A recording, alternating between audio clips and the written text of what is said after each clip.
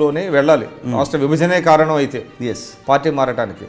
కానీ మీరు అంటే పదవి పోతుంది అనేటువంటి బాధతో మీరు వెళ్ళలేదా? నా ఆలోచన ఏంటంటే చాలా వాస్తవంగా చెప్తున్నాను, దీంట్లో ఎక్కడా కూడా అబద్ధాలకు తావులేదు కాబట్టి చెప్తాను.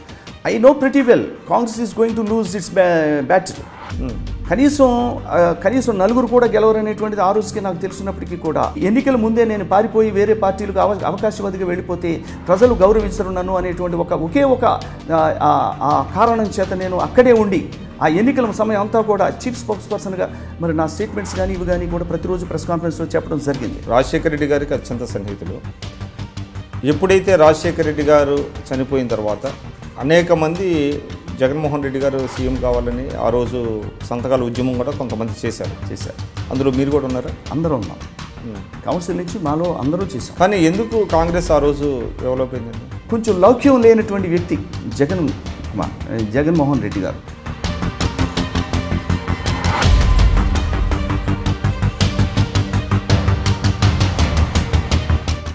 నాకు మీ ఏ అవకాశం ఇచ్చినా కూడా నేను మీ భక్తుడిగా నేను ఉంటానని ఒక మాట అని ఉంటే he would have continued in Congress, he would have attained the top positions in the Congress itself. కేవలం రాష్ట్ర విభజన అన్నది కేవలం రాహుల్ గాంధీ గారిని ప్రైమ్ మినిస్టర్ చేయడానికి లేకపోతే తెలంగాణలో ఎక్కువ సీట్లు సాధించడం కోసం చేశారనేది మీరు నమ్ముతారా? ఖచ్చితంగా ఇది ఆ విధంగానే జరిగినట్టుగా అనిపిస్తూ ఉంది. మేము చెప్పిన మాట పెడచెవిని పెట్టారు, చెవిటి వాని చెవిలో శంఖ ఊదినట్టుగా ఉంది తప్ప. కాంగ్రెస్కి ఇక ఫ్యూచర్ లేదు అని తెలిసినప్పుడు కూడా మీరు వైఎస్ఆర్సీపీకి వెళ్ళకుండా టీడీపీని ఎందుకు ఎంచుకున్నారు? అంటే కేవలం అధికారంలో ఉంది పార్టీ అనే ఒక పెర్టినెంట్ క్వశ్చన్ వేస్తారు మీరు, చాలా ఇంపార్టెంట్ క్వశ్చన్. అప్పుడు నేను బేరీజ్ వేసుకున్నప్పుడు నా ఆలోచన ఏంటంటే, అయితే మీరు 2015లో పార్టీలో చేరారండి. కానీ మీరు ఎమ్మెల్సీ పదవికి రాజీనామా చేయాలి. చట్టాల గురించి తెలుసు, రాజ్యాంగం గురించి మీకు తెలుసు, మరి పదవికి రాజీనామా చేయాలనే విషయం మీకు తెలియలేదా? మంచి ప్రశ్న వేశారు మీరు. మీ భావనే నా భావన కూడా. నేను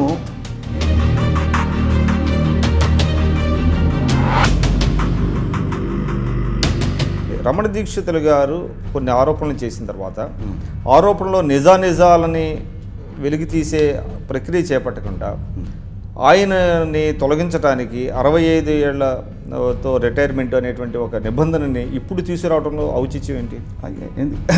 దానిలో ప్రభుత్వానికి అది ఇట్ హ్యాపెండ్ సో జస్ట్ యూజువల్గా జరిగింది, కానీ దానికి ఏదో పెద్ద స్ట్రాటజికల్గా జరిగినటువంటి వ్యవహారం.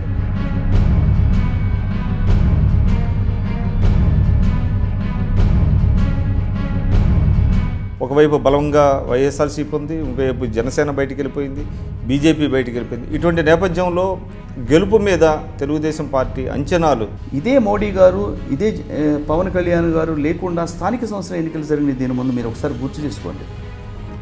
స్థానిక సంస్థల్లో ఇక్కడ కన్నా ఎక్కువగా రిజల్ట్స్ బాగా వచ్చినాయండి. అదే నిజం. కానీ ఎన్నికల ముందు పవన్ కళ్యాణ్ గారి మద్దతు కోరింది మాత్రం టీడీపీ. ఆ విషయాన్ని మర్చిపోతున్నారు. ఎందుకంటే ఆయన మద్దతు కోరలేదు మిమ్మల్ని, మీరే ఆయన మద్దతు కోరారు.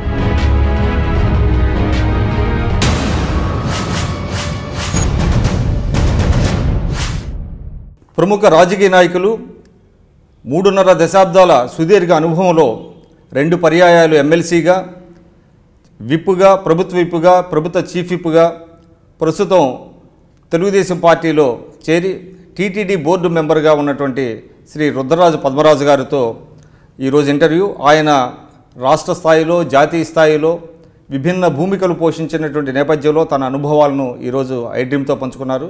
ఈరోజు వారితో ఇంటర్వ్యూ. నమస్కారం రుద్రరాజు పద్మరాజు. నమస్కారం అండి. ముందుగా మీకు అభినందనలు. Thank you sir, TTD board మెంబర్గా అయినందుకు. బట్ ఒక ఇదేంటంటే మీ అంత సీనియర్ అంటే ఇది నా అభిప్రాయం కాదు అనుకోండి, మీరు సుదీర్ఘకాలం కాంగ్రెస్ పార్టీలో పనిచేశారు, 2 సార్లు ఎమ్మెల్సీగా ఉన్నారు, చీఫ్ విప్గా పనిచేశారు. కానీ మీకు టీటీడీ మెంబర్ ఆఫ్కోర్స్ దేవుడికి సేవ చేయటం అనేటువంటిది ఒక గొప్ప అవకాశం అనుకోండి. బట్ మీ అభిమానులకు కానివ్వండి, మీ ఫాలోవర్స్ కానీ మీకు కీలకమైన పదవి ఏదో వస్తుంది అని అనుకున్నారు.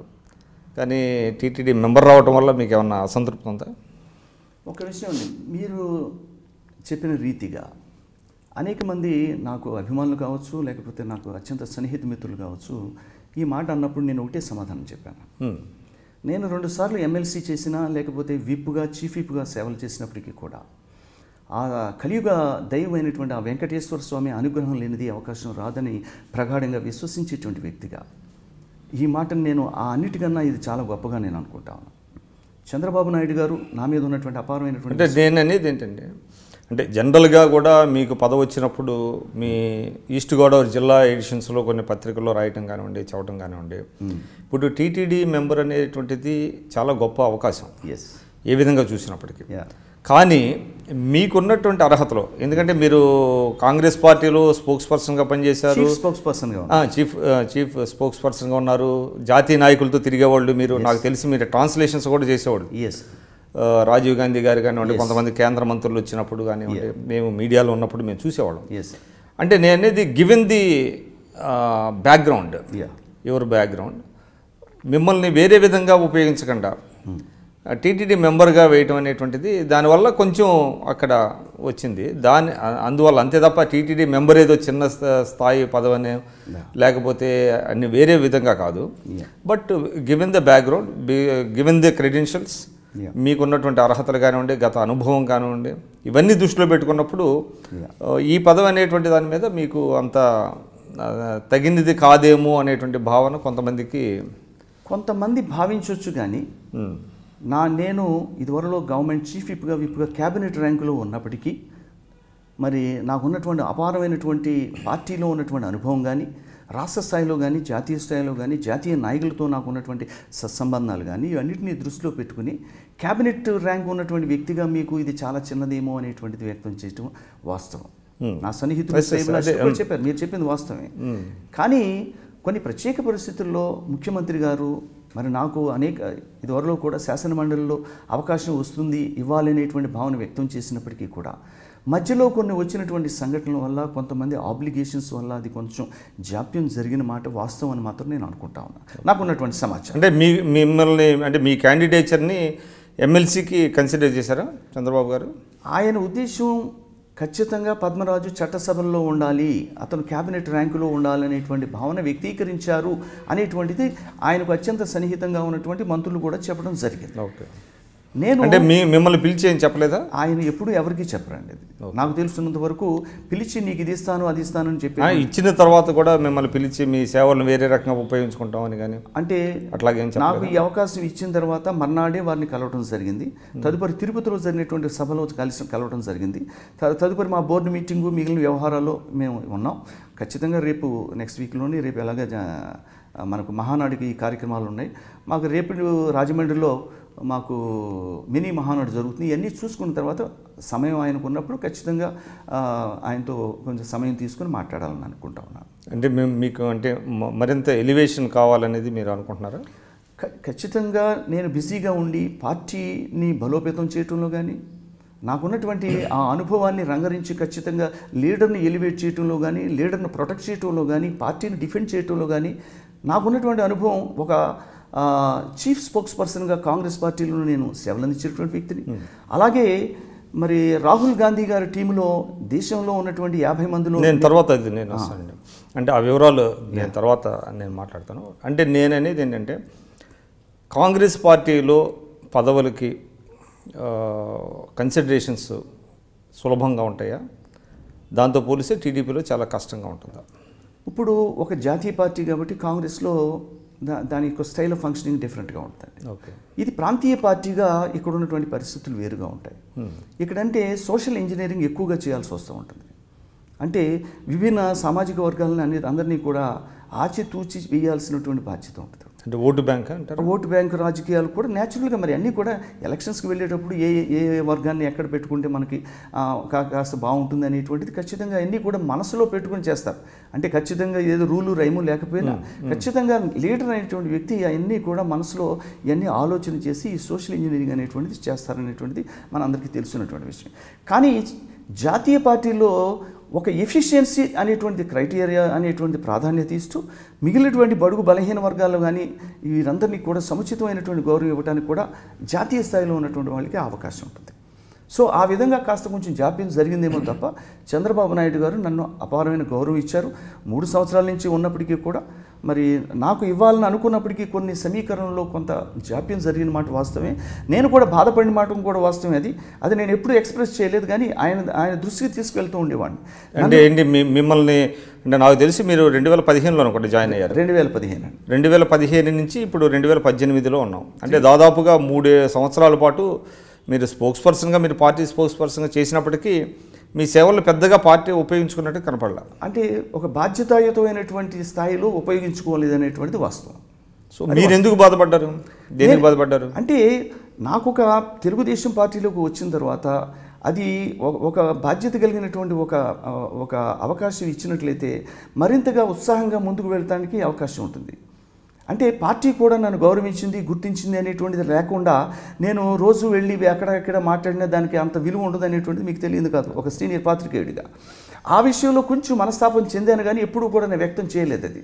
కానీ ఎప్పటికప్పుడు రాష్ట్ర ముఖ్యమంత్రిగా ఉన్నటువంటి అపార అనుభవం కలిగినటువంటి చంద్రబాబు నాయుడు గారి దగ్గర మరి నా గురించి నాకు ఒక బాధ్యత కలిగినటువంటి ఒక పదవి ఇచ్చినట్లు నేను ఇంకా బాగా పనిచేయడానికి ఉత్సాహంగా ఉంటుందనేటువంటిది వారి దృష్టికి తీసుకువెళ్ళినప్పుడు ఖచ్చితంగా ఆయన చెప్తూ ఉండేవారు, నేను నీ గురించి ఆలోచిస్తూ ఉన్నాను, డోంట్ వరీ ఐఎమ్ దేర్ అనేటువంటి భావన కలిగించారు. ఆయన మీద విశ్వాసం కూడా ఉంది, నమ్మకం కూడా ఉంది. ఆయన అందరికీ అదే మాట చెబుతారని అంటారు. అది నాకున్నటువంటి అనుభవం. అది ఏదేమైనా కూడా మీకు అట్ లాస్ట్ ఒక మంచి అంటే మీరు అన్నట్టుగా ఎవరికి రానటువంటి అవకాశం మీకు దక్కిందని మీరు ఫీల్ అవుతున్నారు. అంటే నాకు తెలిసిన సమాచారం ప్రకారం కూడా ఆయన కొన్నిసార్లు ఎవరికీ తెలియకుండా ఆయనకు ఉన్నటువంటి అంటే ఎవరికి ఏది ఇవ్వాలి అనేటువంటిది ఆయన ఎప్పటికప్పుడు మనం చెప్పకపోయినా అడగకపోయినా ఆ వ్యక్తులను అలా తీసుకొచ్చి వాళ్ళందరికీ బాధ్యతలు అప్పుడు చెప్పడం తెలుగుదేశంలో మీకు కూడా అనుభవపూర్వకంగా మీకు కూడా తెలుసు. సో ఆ విధంగా చేస్తారు, ఖచ్చితంగా మనల్ని గుర్తిస్తారు. మనల్ని ప్రత్యేకంగా పార్టీలోకి మన ఎంతో గౌరవంగా మనల్ని పిలిచినప్పుడు ఖచ్చితంగా ఆ గౌరవాన్ని మేము కూడా వమ్ము చేయకుండా ఉండాలనేటువంటి భావనతో మనకు నిరాశ నిస్పృహలకు ఉండకూడదు అనేటువంటి ఉద్దేశంతో నేను ఈ 3 సంవత్సరాలు ఎక్కడా కూడా I never lose my temper, I never express my displeasure. అంటే ఖచ్చితంగా ఆయన ఆలోచన ఉంచారు. నాకు తెలుసు ఇంటర్నల్గా ఆయన ఏమేమి ఆలోచించారనేది నాకు కూడా ఉన్నటువంటి సమాచారం. బట్ అట్లీస్ట్ ఏంటంటే నేను అనుకోవటం silver lining of the dark cloud అంటాం. అంటే మీకు ఆయనకి డైరెక్ట్ ర్యాపో ఉండటం వల్ల మీకు కనీసం ఆ భరోసా ఉన్నట్టుంది. నాకు భరోసా ఉంది. ఎందుచేతనంటే నేను జాయిన్ అయింది ఆయన ఆహ్వానం మేరకు జాయిన్ అయ్యాను.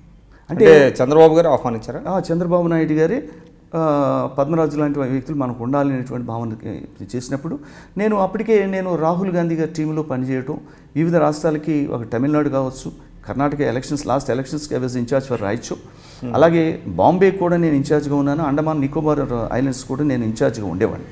సో ఆ ప్రక్రియలో భాగంగా అప్పటికే ఒక 6 నెలలు ఆలోచించి నేను సుదీర్ఘంగా కాంగ్రెస్ పార్టీలో నాకున్న అనుబంధం కానీ, నాకు పరిచయం ఉన్నటువంటి జాతీయ నాయకులు కానీ, నేనంటే ఇష్టపడేటువంటి అనేక మంది ఉండే పరిస్థితుల్లో ఒక ప్రాంతీయ పార్టీలోకి వెళితే మనం మరి అక్కడ ఉన్న పరిస్థితుల్లో మరి వాళ్ళకి ఇబ్బంది ఉంటుంది అనేటువంటి భావనలో నేను కొంచెం సంకోచించాను, కొంచెం ఆలోచించాను. కానీ పరిస్థితుల దృష్ట్యా రాష్ట్ర విభజన జరిగినటువంటి తీరు కానీ మరి అశాస్త్రీయంగా చేసినటువంటి రాష్ట్రాన్ని అంటే నేను చెప్పబోతున్నాను.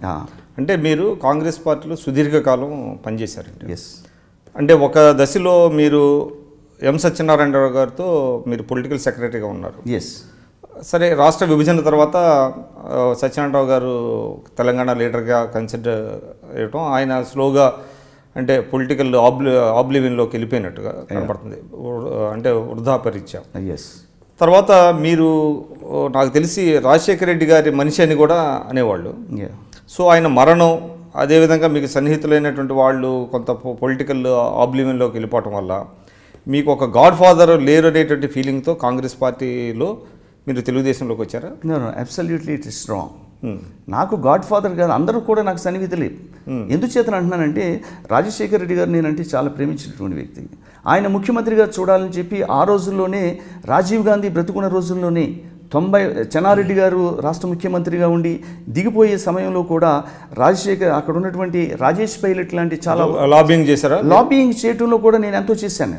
ఎందుచేతనంటే నాకు ఈ జాతీయ నాయకులు అందరితోటి చిరకాలంగా ఉన్నటువంటి నా అనుబంధం యువజన కాంగ్రెస్లో 1985వ సంవత్సరం నుంచి కూడా రాష్ట్ర స్థాయి నుంచి జాతీయ స్థాయిలో ఉన్నటువంటి నాయకులందరూ కూడా అత్యంత సన్నిహితంగా మెలిగినటువంటి వ్యక్తిగా వారి ఇక్కడ ఉన్నటువంటి పరిస్థితుల దృష్ట్యా రాజశేఖర్ రెడ్డి గారిని సీఎం చేసినట్లయితే బాగుంటుంది అనేటువంటి భావన నాకు ప్రగాఢంగా ఎవరు చెప్పింది కాదు, ఇది చేస్తే పార్టీకి బలోపేతం అవుతుంది, పరిపాలన బాగుంటుంది అనేటువంటి భావనతో ఆ రోజు నేను అటు రాజీవ్ గాంధీ దృష్టిలో కానీ ముఖ్యంగా రాజేష్ పైలట్ గారు నన్ను ఒక సందర్భంలో అడిగినప్పుడు చెప్పాను, చెన్నారెడ్డి గారి తర్వాత who is the right successor to Chenna Reddy అని ఆయన నన్ను అడిగారు ఆ రోజుల్లో.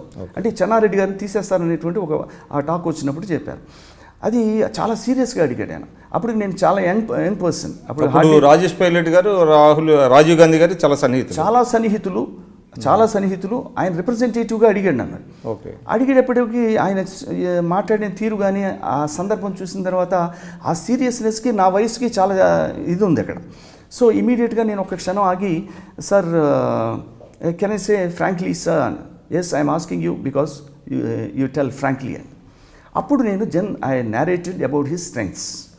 రాజశేఖర్ రెడ్డి అనేటువంటి వ్యక్తి చదువుకున్నటువంటి వ్యక్తి, అపారమైనటువంటి పరిపాలన దక్షత కలిగినటువంటి ఒక మంత్రిగా చేసినటువంటి పరిపాలన అనుభవం కలిగినటువంటి వ్యక్తి. He's in a transitional age, he's neither old not too young.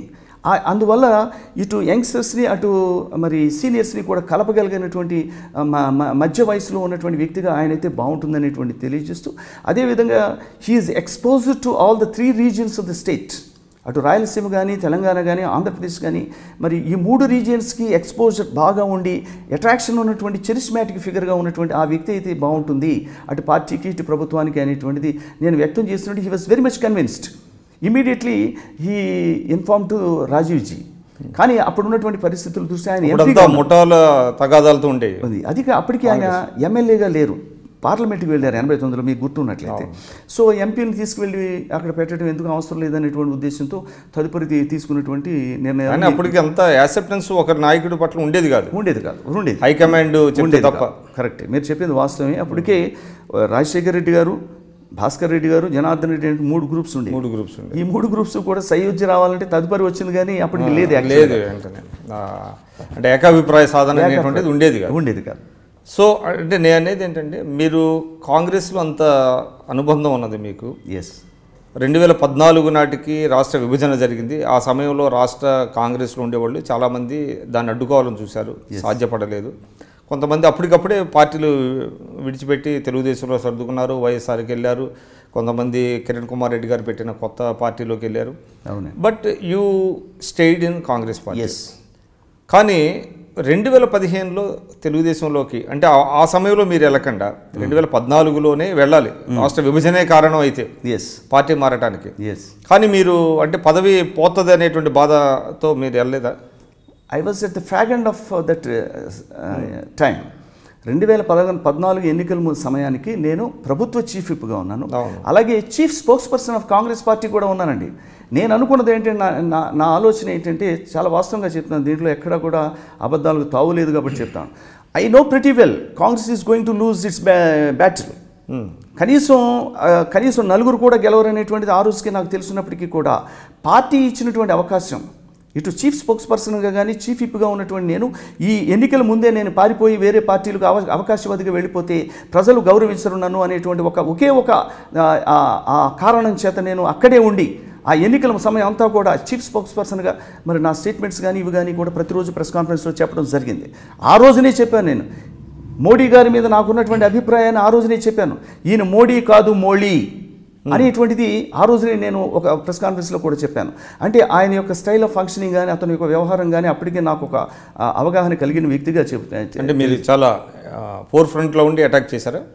Yes, ప్రతిరోజు ప్రెస్ కాన్ఫరెన్స్ పెట్టడం, ఎన్నికల సమయంలో దీని గురించి మాట్లాడడం, ఇవన్నీ కూడా చేయడం జరిగింది.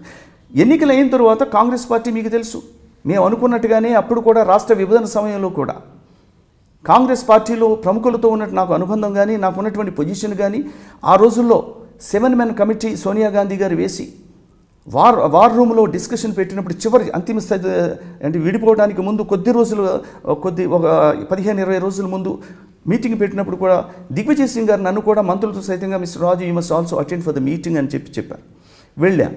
వెళ్ళిన తర్వాత అక్కడ ఉన్నటువంటి పరిస్థితుల్లో మరి మంత్రులందరూ కూడా పెద్దగా ఎఫెక్టివ్గా కమ్యూనికేట్ చేయనటువంటి పరిస్థితి చూశాను నేను. ఏమిటి ఇటువంటి క్లిష్ట పరిస్థితుల్లో రాష్ట్ర విభజన జరిగే సమయంలో కూడా వీళ్ళు సరైనట్టుగా అథెంటిక్గా మాట్లాడకుండా ఏదో పైపైన మాట్లాడుతున్నారు అనేటువంటి భావనతో నాకు మనసు బాధ కలిగింది. అప్పుడు నేను అడిగా, అప్పుడు అది చెప్పాను కూడా, మీరు చంద్రశేఖరరావు గారు ఆ టీఆర్ఎస్ని కాంగ్రెస్లో విలీనం చేస్తారనేటువంటి ఆలోచనతో చేసినటువంటి ప్రక్రియలో ఉంది. కానీ దీంట్లో కాంగ్రెస్ పార్టీ ఆంధ్రప్రదేశ్కు సంబంధించి చాలా క్లిష్ట పరిస్థితుల్లోకి వెళుతుంది, సమూలంగా కోకటి వేళ్లతో పెకలించి వేయబడుతుంది ఈ నిర్ణయం తీసుకున్నట్లయితే అనేటువంటిది చాలా నికార్సుగా కరాఖండిగా కూడా చెప్పడం కూడా సరే. మీరు చెప్పండి, అంటే మీరు చాలా వెహిమెంట్గా అపోజ్ చేశాను అని చెప్తున్నారు రాష్ట్ర విభజనకి. ఎస్, నాకు తెలిసి మీరు శ్రీకృష్ణ కమిటీ పార్టీ వేసిన కమిటీలో కూడా మీరు మెంబర్గా ఉన్నారు. ఎస్. అంటే మీరు ఎటువంటి రిపోర్ట్ ఇచ్చారండి శ్రీకృష్ణ కమిటీకి? శ్రీకృష్ణ కమిటీలో మాకు లెజిస్లేటర్ ఫోరం అనేటువంటిది ఒకటి పెట్టి సమైక్య ఆంధ్రప్రదేశ్ లెజిస్లేటర్ ఫోరం అని మేము పెట్టుకున్నప్పుడు దాంట్లో స్పోక్స్ పర్సన్గా ఉన్నాను నేను. మాకు శైలజానాథ్ గారు కన్వీనర్గా ఉండేవాడు. మేమందరం కూడా శ్రీకృష్ణ కమిషన్కి రిప్రజెంట్ చేయడానికి జూబ్లీ హిల్స్లో ఆ రోజు సమావేశానికి వెళ్ళటం జరిగింది. మేము ముందే అనుకుంటూ ఇంగ్లీష్ వెర్షన్ పద్మరాజు మీరు చెప్పండి, నేను పవర్ పాయింట్ ప్రజెంటేషన్ నేను చెప్తాను, తెలుగు వెర్షన్ వివేకానంద రెడ్డి గారు ఆనం వివేకానంద రెడ్డి గారు చెప్తారని మా కన్వీనర్గా ఉన్నటువంటి శైలజానాథ్ గారు చెప్పారు. ఎందుచేతనంటే తెలుగులో ఎందుకని మీరు అడగొచ్చు, శ్రీకృష్ణ గారికి కన్నడవాడు కాబట్టి తెలుగు కూడా వచ్చు కాబట్టి ఒక ఎఫెక్టివ్ కమ్యూనికేషన్ అనేటువంటిది వెళ్ళాలి అనేటువంటి ఉద్దేశంతో మాకు అది ఇచ్చినప్పుడు చాలా పర్ఫెక్ట్గా కూడా చెప్పడం జరిగింది. దాంట్లో చెప్పినటువంటి విషయాలు కూడా చెప్పమంటే అంటే మీరు అప్పుడే చెప్పారా ఖచ్చితంగా కమిటీలో కూడా? అంటే పార్టీ దీనికి భిన్నంగా మీరు అప్పుడు ఫోరం ఏర్పాటు చేసినట్టున్నారు. పార్టీ అంటే మాకు ఒక లెజిస్లేటివ్ ఫోరంగా పెట్టుకుని మేము చేసుకున్నటువంటిది అది. రాష్ట్రం సమైక్యంగా ఉండాలా లేకపోతే ఇబ్బందులు పాలవుతాం అనేటువంటిది. సో కాంగ్రెస్ ఓడిపోతుంది అనే విషయం మీకు చాలా స్పష్టంగా తెలుసు. ఎప్పుడైతే రాష్ట్ర విభజన ఖచ్చితం జరిగిపోతుంది అనేటువంటి చెప్పారో ఖచ్చితంగా కాంగ్రెస్కి ఇక్కడ ఛాన్స్ లేదు, జనం అంతా కూడా జనాగ్రహానికి ఖచ్చితంగా లోన్ అవ్వాల్సి వస్తుంది అనేటువంటిది నేను ముందు చూపు కాదు, అది అందరికీ తెలుసున్నటువంటి విషయం. తర్వాత ఇంకోటండి, అంటే మీరు రాజశేఖర రెడ్డి గారికి అత్యంత సన్నిహితులు. ఎప్పుడైతే రాజశేఖర రెడ్డి గారు చనిపోయిన తర్వాత అనేక మంది జగన్మోహన్ రెడ్డి గారు సీఎం కావాలని ఆ రోజు సంతకాల ఉద్యమం కూడా కొంతమంది చేశారు. అందులో మీరు కూడా ఉన్నారా? అందరూ ఉన్నాం. కౌన్సిల్ నుంచి మాలో అందరూ చేశాం ఆయన చేయాలని. ఆయన చేయాలనేటువంటిది వ్యక్తం చేయాలని చెప్పి అందరూ సమిష్టిగా చేసినటువంటి నిర్ణయం. ఎవరు ఒకళ్ళు ఇద్దరు ఆయనకి రాజశేఖర రెడ్డి గారి మీద వ్యతిరేకతతోనో లేకపోతే దుగ్ధతోనో లేకపోతే ఇంకొక విషయంతోనో వ్యతిరేకం చేస్తూ ఉండొచ్చు, కానీ అందరూ కూడా చాలామంది 99% అక్కడ చేశారు, ఇక్కడ చేశారు, అసెంబ్లీలో చేశారు, కౌన్సిల్లో చేశారు. కానీ ఎందుకు కాంగ్రెస్ ఆ రోజు డెవలప్ అయిందండి? అంటే మెజారిటీ యొక్క అభిప్రాయాన్ని కూడా ఎందుకు కాదనుకున్నారు వాళ్ళు? అంటే సంప్రదాయం కాదన్న ఒక్క ఏకైక ఇదేనా? అంటే అప్పటిలో కొంతమంది రాజశేఖర్ రెడ్డి గారి యొక్క నాయకత్వాన్ని వ్యతిరేకించేటువంటి ఒక వర్గం తెలంగాణ జిల్లాల్లో ఉన్నాయి, లేకపోతే ఓవరాల్గా ఆంధ్రప్రదేశ్ తెలంగాణనే వ్యతిరేకిస్తున్నాడు కాబట్టి ఇక్కడ కాంగ్రెస్ నాయకులు చాలామంది వ్యతిరేకించారు. అది కాకుండా ట్రెడిషనల్గా కూడా రాజశేఖర్ రెడ్డి గారికి కాంగ్రెస్లో ఉన్నటువంటి వ్యతిరేకించేటువంటి వ్యక్తులు ఇక్కడ ఎక్కువగా ఉన్నారు. వారి ఉద్దేశం ఏంటంటే రాజశేఖర్ రెడ్డి గారి హయాంలో వాళ్ళకి సరైనటువంటి గుర్తింపు కానీ వాళ్ళు అనుకున్న పనులు జరగలేదనేటువంటి ఉద్దేశంతో కొంతమంది, ఐఎమ్ నాట్ సేయింగ్ ఎవ్రీబడి, వాళ్ళు ఏం చేశారంటే రాజశేఖర్ రెడ్డి గారు కొడుకైనటువంటి జగన్మోహన్ రెడ్డి గారు కనుక మళ్ళీ సీఎం అయితే అదే కంటిన్యూ అవుతుంది, ఆ లెగసీ కంటిన్యూ అవుతుంది, ఆయనకి ఎవరైతే వెనుదన్నుగా ఉన్నారో వాళ్ళందరూ కూడా ఈయన వెనక ఉండి ఈ వ్యక్తులు రానివ్వరనేటువంటి ఒక భయంతో ఇతను హనుమంతరావు గారు లాంటి వాళ్ళ, అంటే పేర్లు నేను చెప్పదలుచుకోలేదు, వీళ్ళు వాళ్ళని కాదు, అదే ఆయన అయితే డైరెక్ట్గా చెప్తే ఆయన చెప్పి ఉండొచ్చు. కానీ కొంతమంది నేను అబ్జర్వ్ చేసినటువంటి వ్యక్తుల్లో కొంతమంది ఆ విధంగా ఎందుకు చేశారంటే మనకు అవకాశాలు ఇక్కడ రావు, మనకి గౌరవించడు, కాంగ్రెస్ పార్టీ అధికారంలో ఉన్నప్పటికీ కూడా సీఎం మనకి వ్యతిరేకి కాబట్టి ఆ కొడుకు వచ్చినా అదే విధంగా చూస్తాడు అనేటువంటి ఒక మనసులో అప్రిహెన్షన్. దీనివల్ల సోనియా గాంధీ గారి దగ్గర విపరీతంగా ఆయన గురించి చెప్పడం జరిగింది. ఈయన్ని తండ్రిని అడ్డు పెట్టుకుని కోట్లాది రూపాయలు ఆర్జించాడు అనేటువంటిది వ్యవహారం ఆమె చెప్పడం, ఆ వారు కూడా దీన్ని నమ్మటం, ఇతను కూడా కొంచెం లౌక్యం లేనటువంటి వ్యక్తి జగన్మోహన్ రెడ్డి గారు ఆ రోజునే కాస్త కొంచెం కన్విన్సింగ్గా కనుక హైకమాండ్ సర్దుబాటు చేసుకుని ఓకే మేడం మా తండ్రి గారికి మీరు అవకాశం ఇచ్చారు 5 సంవత్సరాలు, 2 పర్యాయాలు కూడా కాంగ్రెస్ గెలవడానికి మేము అందరూ కృషి చేశాం, మీ ఇష్టం మీరు ఎవరైనా చేయండి, నాకు మీ ఏ అవకాశం ఇచ్చినా కూడా నేను మీ భక్తుడిగా నేను ఉంటానని ఒక మాట అని ఉంటే he would have continued in Congress, he would have attained the top positions in the Congress itself. There was no necessity to start a party. Now, there was no necessity to divide the state also. రాష్ట్ర విభజనకు కూడా అది అవకాశం ఉండేది కాదు ఆయన కనుక కాంగ్రెస్లో ఉంటే అని నా అభిప్రాయం. సో కొంత సర్దుబాటు ధోరణి లేక తొందరపాటు వల్ల చేశాడేమో అనేటువంటి నా అభిప్రాయం. ఆయన వెర్షన్ వేరుగా ఉండొచ్చు. ఆయన కనుక ఆ రోజు సర్దుబాటు చేసుకున్నట్లయితే కొంచెం ఉన్నట్లయితే కేంద్రంలో మంత్రిగా అంటే మొత్తానికి మీ కంటెన్షన్ ఏంటంటే వైఎస్ జగన్ గారిని సీఎం చేయడానికి కొంతమంది ఆయన వ్యతిరేక వర్గమే సోనియా గాంధీ గారి మీద ఒత్తిడి తెచ్చారంటారు. ఒత్తిడి ఏ విధంగా తెచ్చారు? ఇతను కోట్లాది రూపాయలు ఆర్జించేశాడు, దానివల్ల చెడ్డ పేరు వస్తుంది అనేది ఒక లైన్ అయితే, ఇతను చాలా కుర్రవాడు, ఇతనికి పెద్ద అనుభవం లేనటువంటి వాడు, ఇటువంటి వ్యక్తి అయితే రాష్ట్రాన్ని సరిగా పరిపాలించలేడు అనేటువంటి భావన కూడా కలిగించడం జరిగింది. ఈ అన్నింటినీ వాళ్ళు నమ్మేటువంటి స్థితిలో వాళ్ళు పదే చెప్పడం ద్వారా మరి చేయడం జరిగింది. అప్పుడండి నా క్వశ్చన్ ఏంటంటే, అటువంటి పరిస్థితుల్లో చాలామంది రాజశేఖర రెడ్డి గారికి అంటే ఆయన ద్వారా సహాయం పొందిన వారు కానీ, లేదనంటే ఆయన వల్ల ఆయనతో అసోసియేట్ అయిన వాళ్ళు కానీ చాలామంది పార్టీని వీడి జగన్ గారి పార్టీలోకి జాయిన్ అయ్యారు. మీకు అంటే మీరు మాత్రం అలా చేయలేదు, రాజశేఖర రెడ్డి గారి సన్నిహితులైనప్పటికీ. అంటే పార్టీ పదవి ఏమైనా అడ్డొచ్చిందా, లేకపోతే పార్టీతో అనుబంధం వల్ల అలా చేయలేకపోయారా? నాకు పార్టీతో అనుబంధమే ఎక్కువ అండి. ఎందుచేతనంటే నేను యువజన కాంగ్రెస్ నుంచి కూడా అక్కడ పెరిగినటువంటి వ్యక్తిని. కానీ జగన్మోహన్ రెడ్డి గారు కూడా 2-3 పర్యాయాలు నాకు పద్మరాజు రుద్ర అని నన్ను పిలుస్తూ ఉండేవాడు. చాలామందికి జగన్మోహన్ రెడ్డి అనేటువంటి వ్యక్తి రాజశేఖర రెడ్డి గారు చనిపోయే వరకు కూడా చాలామంది లెజిస్లేటర్స్కి ఆయనతో పరిచయం లేదు. కానీ నాకు అనేక సంవత్సరాల నుంచి తెలుసున్నటువంటి వ్యక్తిగా చాలా గౌరవంగా నన్ను 2-3 పర్యాయాలు Rudra you must come to our party అని. కానీ నేను నవ్వుతూ అది చాలా సున్నితంగా తిరస్కరించినటువంటి సంఘటన.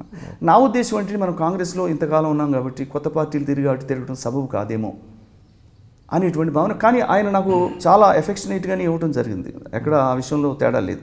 కానీ నాకెందుకో మనం ఇక్కడే ఉండాలనేటువంటి భావన కలగటం. కానీ అటువంటిప్పుడు మీరు 2014లో కాంగ్రెస్లో కొనసాగారు, వైఎస్ఆర్సీపీకి వెళ్ళలేదు. కానీ ఒక 1 year తర్వాత కనీసం అంటే కాంగ్రెస్కి ఇక ఫ్యూచర్ లేదు అని తెలిసినప్పుడు కూడా మీరు వైఎస్ఆర్సీపీకి వెళ్ళకుండా టీడీపీని ఎందుకు ఎంచుకున్నారు? అంటే కేవలం అధికారంలో ఉంది పార్టీ అనే? నో అలా అనుకున్నట్లయితే నేను పార్టీ 2014 జూన్లో అధికారం వచ్చినప్పటికీ నాకు మెసేజ్ ఇచ్చారుగా, పద్మరాజుని తీసుకురండి అనేటువంటిది భావన. కొంతమంది నాకు మిత్రులు కావచ్చు, ఆయనకు స్నేహితులు కావచ్చు, వీళ్ళు చెప్పినప్పుడు అప్పుడే జాయిన్ అయిపోవచ్చు కదా. నేను 2015 జనవరి వరకు ఆగాల్సిన అవసరం లేదుగా.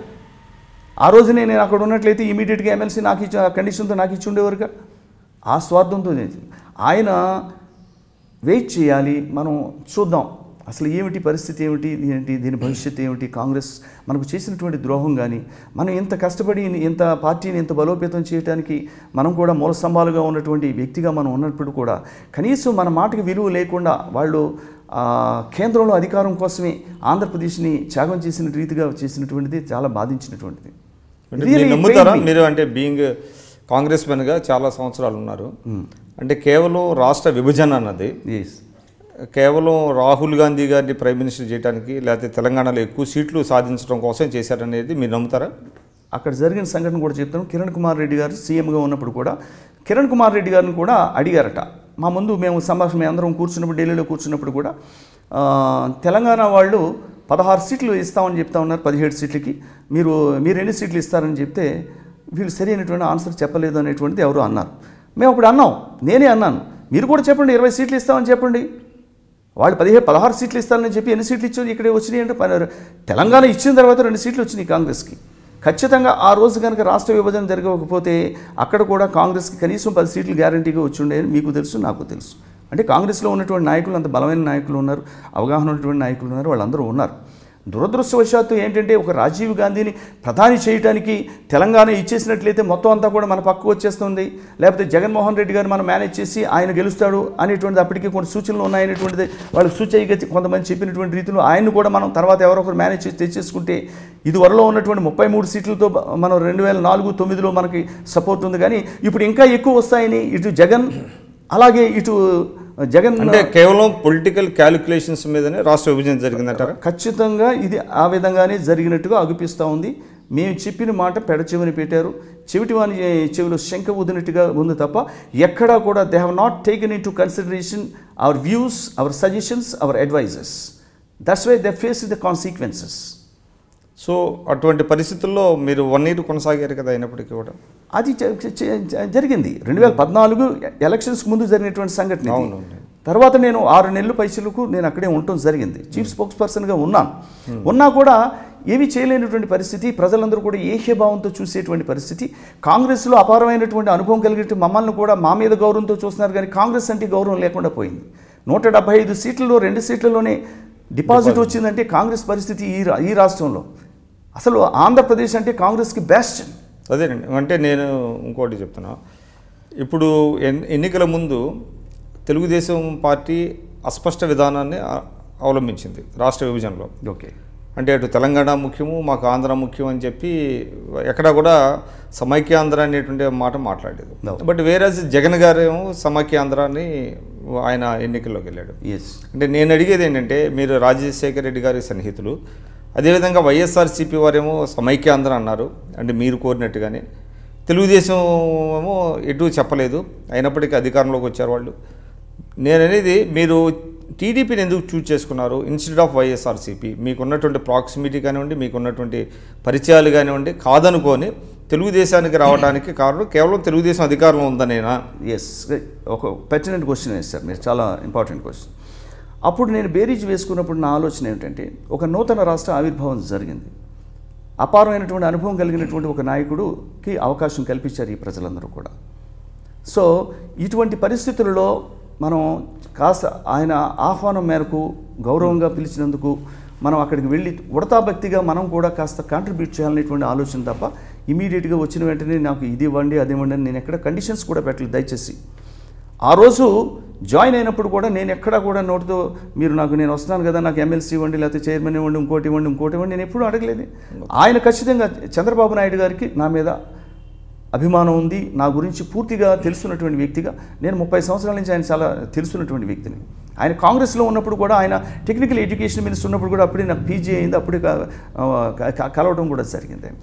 సో ఇటువంటి అనుభవం కలిగినటువంటి వ్యక్తితో మనం పయనిస్తే ఈ రాష్ట్రానికి మంచి జరుగుతుంది అనేటువంటి ఒక చిత్తశుద్ధితో, అంకిత భావంతో నేను ఆలోచన చేశాను. కానీ ఏదో అధికారం వచ్చేసింది, రోజు వెళ్ళి అక్కడ సీఎం గారి దగ్గర కూర్చొని ఈ పైరువేలు వ్యవహారం చేసేటువంటి వ్యక్తి కాదు. ఈ రోజు వరకు కూడా I'm stressing it, Chandrababu Naidu గారికి ఒక పేపర్ కూడా నేను ఇవ్వలేదు, ఏ పని మీద అయినా సరే. ఎందుచేతనంటే సీకింగ్ ఎనీ హెల్ప్ అంటారా? No seeking, I never sought any help from him. అంటే నాకు ఆ ట్రాన్స్ఫర్ చేయండి, ఈ ట్రాన్స్ఫర్ చేయండి, లేకపోతే నాకు ఈ పని ఇవ్వండి, ఎప్పుడు ఇంతవరకు యూ కెన్ ఎంక్వైర్. నన్ను కొంతమంది ఐఏఎస్ ఆఫీసర్స్ కూడా అడిగారు, పద్మరాజు గారు ఇంతమంది లెజిస్లేటర్స్ ఇంతమంది రోజు కట్టలు అన్నీ ఇస్తూ ఉన్నారు, కనీసం మీరు ఒక్క కాగితం ఇవ్వలేదంటే. నాకు అవకాశం వచ్చిన తర్వాత నేనే చేసే పరిస్థితిలో ఉండాలి తప్ప రోజు సీఎం గారి దగ్గరికి వెళ్ళి అది కావాలి ఇది కావాలని చెప్పి ఆయన్ని అస్తమానం విసిగించేటువంటి మనుషులు కాదు. నేను కాంగ్రెస్లో ఉన్నప్పుడు కూడా అదే టెండెన్సీ ఉంది. మనకు ఒక అవకాశం, మనల్ని గుర్తించి మనకు ఒక అవకాశం ఇచ్చినట్లయితే మనం 10 మందికి చేసేటువంటి రీతిలో ఉండాలి. కానీ రోజు ఆయనకి దగ్గరికి వెళ్ళి ఈ విసిగించడం అనేటువంటి నా ప్రక్రియ కాదు, నా అలవాటు కాదు, నా నైజం కాదు అనేటువంటిది కూడా వ్యక్తం చేయడం జరిగింది. నిజంగా అంత అవసరమైన పని ఉన్నట్లయితే ఖచ్చితంగా అది సీఎం గారు కావచ్చు, లేదా లోకేష్ బాబు కావచ్చు, లేకపోతే మంత్రులు కావచ్చు, వెళ్ళడానికి నాకు బేసిజం లేదు. అది నా టెండెన్సీ. ప్రజలకు సంబంధించింది అయితే డెఫినెట్గా అడుగుతాను, ఈ రోజుకి దాంట్లో అనుమానం లేదు. అయితే మీరు 2015లో పార్టీలో చేరారండి. ఎస్. కానీ మీరు ఎమ్మెల్సీ పదవికి రాజీనామా చేయాలి. అంటే అదే అనైతికం అని అనిపించుకోలేదా? ఎందుకంటే కాంగ్రెస్ పార్టీ మీకు ఎమ్మెల్సీ పదవి ఇచ్చారు, టీడీపీలో జాయిన్ అయ్యారు. టీడీపీలో జాయిన్ అయ్యే ముందు పదవులకు రాజీనామా చేయాలి కదా, ఎందుకంటే మీరు ఒక spokesperson, you are well educated, you know, అంటే చట్టాల గురించి తెలుసు, రాజ్యాంగం గురించి మీకు తెలుసు. మరి పదవికి రాజీనామా చేయాలనే విషయం మీకు తెలియలేదా? మంచి ప్రశ్న వేశారు మీరు. మీ భావనే నా భావన కూడా. నేను ఎప్పుడైతే టీడీపీలో జాయిన్ అయినప్పుడే కూడా మా ముఖ్యమంత్రి గారి దృష్టికి తీసుకువెళ్ళడం జరిగింది. అప్పటికి నాకు ఇంకా 2 నెలలు మాత్రమే, 2-3 నెలలు మాత్రమే నాకు నా టెన్యూర్ కంప్లీట్ అవ్వడానికి సమయం ఉంది. సీఎం గారికి ఆయన దృష్టికి నేను రిజైన్ చేయడానికి సిద్ధంగా ఉన్నాను. పార్టీ మారిన తర్వాత I should not stick on to the previous position అనేటప్పుడు, లేదు పద్మరాజు, మేము ఆలోచించి మాకు పార్టీ ఒక నిర్ణయం తీసుకున్న తర్వాత నువ్వు చేద్దుగా అనేటువంటి చెప్పారు. అది నాకు వారు ఏ నిర్ణయం తీసుకున్నారో నాకు తెలియదు, కానీ ఈ లోపల 2 నెలలు గడిచిపోయినాయి కాబట్టి చేయలేదు. పదవీకాలం ముగిసిపోయింది. అది కూడా 2-2.5 నెలలు మాత్రమే. నేను ఆ రోజునే నేను త్యజించడానికి సిద్ధంగా ఉన్నాను. వారి దృష్టి కూడా తీసుకువెళ్ళాను. నువ్వు తొందరపడక్కర్లేదు, మేము ఆలోచించి మేము నిర్ణయం తీసుకుంది కానీ మేము చెప్తాంలే అనేటువంటి చెప్పారు. మరి ఆ పాలిట్ బ్యూరోలో ఏదైనా నిర్ణయం తీసుకుంటే చాలామంది కొంతమంది వచ్చారు, టీచర్స్ కానీ గ్రాడ్యుయేట్స్ నుంచి కానీ అక్కడి నుంచి వచ్చారు. మళ్ళీ మనం చేస్తే మళ్ళీ అక్కడ కూడా ఇబ్బంది అవుతుందని ఏదో అనుకున్నారు, నాకు తెలియదు. కానీ వారి నిర్ణయం మేరకు నేను చేద్దామని అనుకున్నాను. అలా చెప్పినప్పుడు మరి నాకు ఏ విధమైనటువంటి కమ్యూనికేషన్ ఇవ్వలేదు కాబట్టి వాళ్ళ నిర్ణయం దీనికి వ్యతిరేకంగా ఉందేమని నేను అనుకున్నాను. అంటే స్వల్ప వ్యవధి కాబట్టి వదిలేసారు. స్వల్ప వ్యవధి అనేటువంటి ఉద్దేశంతో అనుకోవచ్చు అని కాదు. నేను స్వల్ప వ్యవధి అయినా 4 ఏళ్ళు ఉన్నా కూడా ఒకసారి జాయిన్ అయినప్పుడు ఖచ్చితంగా మనం దాని ముందు ఉన్నటువంటి ఏ పార్టీ నుంచి ఎంపిక కావడం అన్నీ కూడా త్యజించడం అనేది సబబు. అంటే మీరు జాయిన్ అయిన తర్వాత తెలిసింది ఇది, అంటే రాజీనామాని పార్టీ నిర్ణయం తీసుకుంటుంది అనే విషయం మీకు జాయిన్ అయిన తర్వాత తెలిసిందా? ఎస్. తర్వాత నేను అడిగాను కూడా. అడిగినప్పుడు మరి నేను కాంగ్రెస్ పార్టీ నుంచి వచ్చాను, ఆ పార్టీలో నాకు ఇచ్చినటువంటి గౌరవం ఇది కాబట్టి ఇది నేను త్యజించి వస్తాను అన్నప్పుడు కంగారు పడవద్దు. అంటే మీరు జాయిన్ అయ్యేటప్పుడు తెలుగుదేశం పార్టీ యొక్క విధానం కాంగ్రెస్ పార్టీకి భిన్నంగా ఉంటుంది. అది జాతీయ పార్టీ, జాతీయ పార్టీలో విధి విధానాలు వేరుంటుంది, ప్రాంతీయ పార్టీలో విధి విధానాలు వేరుంటాయి అనే విషయం మీకు అంటే పూర్తిగా అర్థం చేసుకున్న తర్వాతనే జాయిన్ అయ్యారా? ఇప్పుడు ప్రాంతీయ పార్టీలు అంటే మేము కొత్తగా రాజకీయాలకు వచ్చినటువంటి వాళ్ళం కాదు, 3 దశాబ్దాల నుంచి అప్పటికే ఉన్నాం కాబట్టి తెలుగుదేశం పార్టీ ఏ విధంగా ఉంటుంది, లేకపోతే జగన్మోహన్ రెడ్డి గారు వ్యవహారం ఎలా ఉంటుందని ఇవన్నీ కూడా మేము స్టడీ చేసేటువంటి వ్యక్తులు. మేము కూడా ముఖ్య అధికార ప్రతినిధులుగా ఉన్నటువంటి వ్యక్తులుగా సమాచారంలో ఏ విధమైనటువంటి లోపం లేదుగా. సో కానీ వారి దృష్టికి తీసుకువెళ్ళాను, ఇలా చేస్తే బాగుంటుందని నేను అనుకుంటా ఉన్నాను, మీరు దయచేసి మీరు గివ్ ఎ డైరెక్షన్. అప్పుడు మేము ఆలోచించి పార్టీలో నిర్ణయం తీసుకుంటామని చెప్పడం. మరి దానికి తదుపరి నాకు ఏ విధమైనటువంటి తర్వాత మీకు స్పోక్స్ పర్సన్ పదవి ఇచ్చినట్టున్నారు పార్టీ పరంగా? పార్టీ పరంగా నేను ఏ పదవి లేదండి. సీఎం గారు ఖచ్చితంగా పద్మరాజు స్పోక్స్ పర్సన్ కూడా నాకు, కానీ మన్నాడే ఇస్తా అన్నారు నాకు. యాక్చువల్గా నాకు సీఎం గారి దృష్టిలో పద్మరాజుకి అవకాశాలు ఉన్నాయి కదా, ఎమ్మెల్సీలు ఖచ్చితంగా పెడదాం అనేటువంటిది ఆయన. కానీ మీరు అంటే నేను వినటం ఏంటంటే మీరు తెలుగుదేశం పార్టీలో జాయిన్ అయిన తర్వాత 1-2 ప్రెస్ కాన్ఫరెన్స్లు మీరు పెట్టి 10 సార్లు పెట్టాను. అదే అంటే మీరు ప్రెస్ కాన్ఫరెన్స్లు పెట్టిన తర్వాత మీరు సుదీర్ఘకాలం కాంగ్రెస్ పార్టీలో ఉండి కాంగ్రెస్ పార్టీను లేకపోతే వైఎస్ఆర్సీపీను విమర్శిస్తుంటే చాలా ఆర్డుగా ఉంది, మీరు ప్రెస్ కాన్ఫరెన్స్లకి కొంచెం కాలం దూరంగా ఉండండి అని మిమ్మల్ని ఎవరు అడ్వైజ్ చేశారని తెలుసు? Nobody has said so. Nobody has said so. Honestly, by what I'm saying, nobody has. చాలామంది ఇష్టపడుతూ ఉండేవారు నేను మాట్లాడేటువంటి తీరు కానీ ఇది కానీ. ముద్దుకృష్ణ నాయుడు గారు నేను కూడా కొన్నిసార్లు ట్రస్ట్ భవన్లో పెట్టడం జరిగింది, అనేక సార్లు సందర్భాలు వచ్చింది. నేను ఇండివిజువల్ కూడా నేను అనేక సార్లు ట్రస్ట్ భవన్లో కూడా వచ్చింది. మరి ఎందుకు సబ్సిక్వెంట్గా మీరు కనపడలేదు? అంటే మొదట్లో మీరు కొన్నాళ్ళు పెట్టాం, బట్ మీడియాలో వినిపించింది ఏంటంటే మీరు ఎక్కువ కాలం అంటే మిమ్మల్ని చాలామంది ఇంకా స్టిల్ కాంగ్రెస్తోనే ఐడెంటిఫై చేస్తున్నారు రుద్రరాజు పద్మరాజు గారిని. ఇప్పుడు ఆయన తెలుగుదేశం పార్టీ ప్రతినిధిగా కాంగ్రెస్ పార్టీ మీదో లేకపోతే మిగతా పార్టీల మీద విమర్శలు చేస్తుంటే అది పెద్దగా డైజెస్ట్ చేసుకోలేకపోతున్నారు, అందువల్ల కొద్ది కాలం మీరు ఆగండి అని ఎవరో ఒకళ్ళిద్దరు. నాకు ఎవ్వరూ చెప్పలేదు, ఇది యథార్థం, వాస్తవం, సత్యం. మరి ఎందుకు మీరు సబ్సిక్వెంట్గా పెద్ద తగ్గించేసారు? కారణం ఏంటంటే అక్కడి నుంచి పార్టీ అంతా కూడా అక్కడ షిఫ్ట్ అయిపోయింది. అమరావతి షిఫ్ట్ అయిపోయిన తర్వాత ఇక్కడ మనం ప్రెస్ కాన్ఫరెన్స్లు పెట్టడం ఔచిత్యం లేదు ఇక్కడి నుంచి అనేటువంటి భావనతోటే నేను కానీ ముద్దుకృష్ణ నాయుడు గారు కానీ చాలా తగ్గించడం. అతను మీరు అమరావతి షిఫ్ట్ అవ్వలేదా? అంటే నేను వారం రోజుల్లో ఒక 3-4 రోజులు అక్కడే ఉంటున్నాను. యాక్చువల్గా అక్కడే ఉంటాను. సెక్రటరీ షిఫ్ట్ అయిన కాడి నుంచి నేను పార్టీలో జాయిన్ అయిన నెక్స్ట్ డే నుంచి కూడా టీడీఎల్పీలో రెగ్యులర్గా కూర్చుని అక్కడ కూడా ప్రెస్ కాన్ఫరెన్స్లు పెడితే టీడీఎల్పీ నుంచి ఒక press conference, NTR trust Bhavan నుంచి ఒకటి ఉంటుంది, బాగుంటుంది అని కూడా సలహా చెప్పినటువంటి వ్యక్తిని. కానీ పాత్రికేయులకి ఎన్టీఆర్ ట్రస్ట్లో అక్కడ అనుకూలంగా ఉంది, మళ్ళీ ఇక్కడ షిఫ్ట్ అవ్వడానికి మళ్ళీ అక్కడికి వెళ్లాల్సి వస్తుంది, కొంచెం ఇబ్బంది అవుతుంది అనేటువంటి వ్యక్తం చేశారు. అందువల్ల మేము ట్రస్ట్ భవన్కి వచ్చి కొన్నిసార్లు మేము పెట్టడం కూడా జరిగింది. కానీ ఎవ్వరూ కూడా, అందరూ నన్ను ప్రేమించారు, అందరూ కూడా నన్ను సపోర్ట్ చేశారు, ఎవ్వరూ కూడా ఈ విషయాలు ఎప్పుడు కూడా చెప్పలేదు.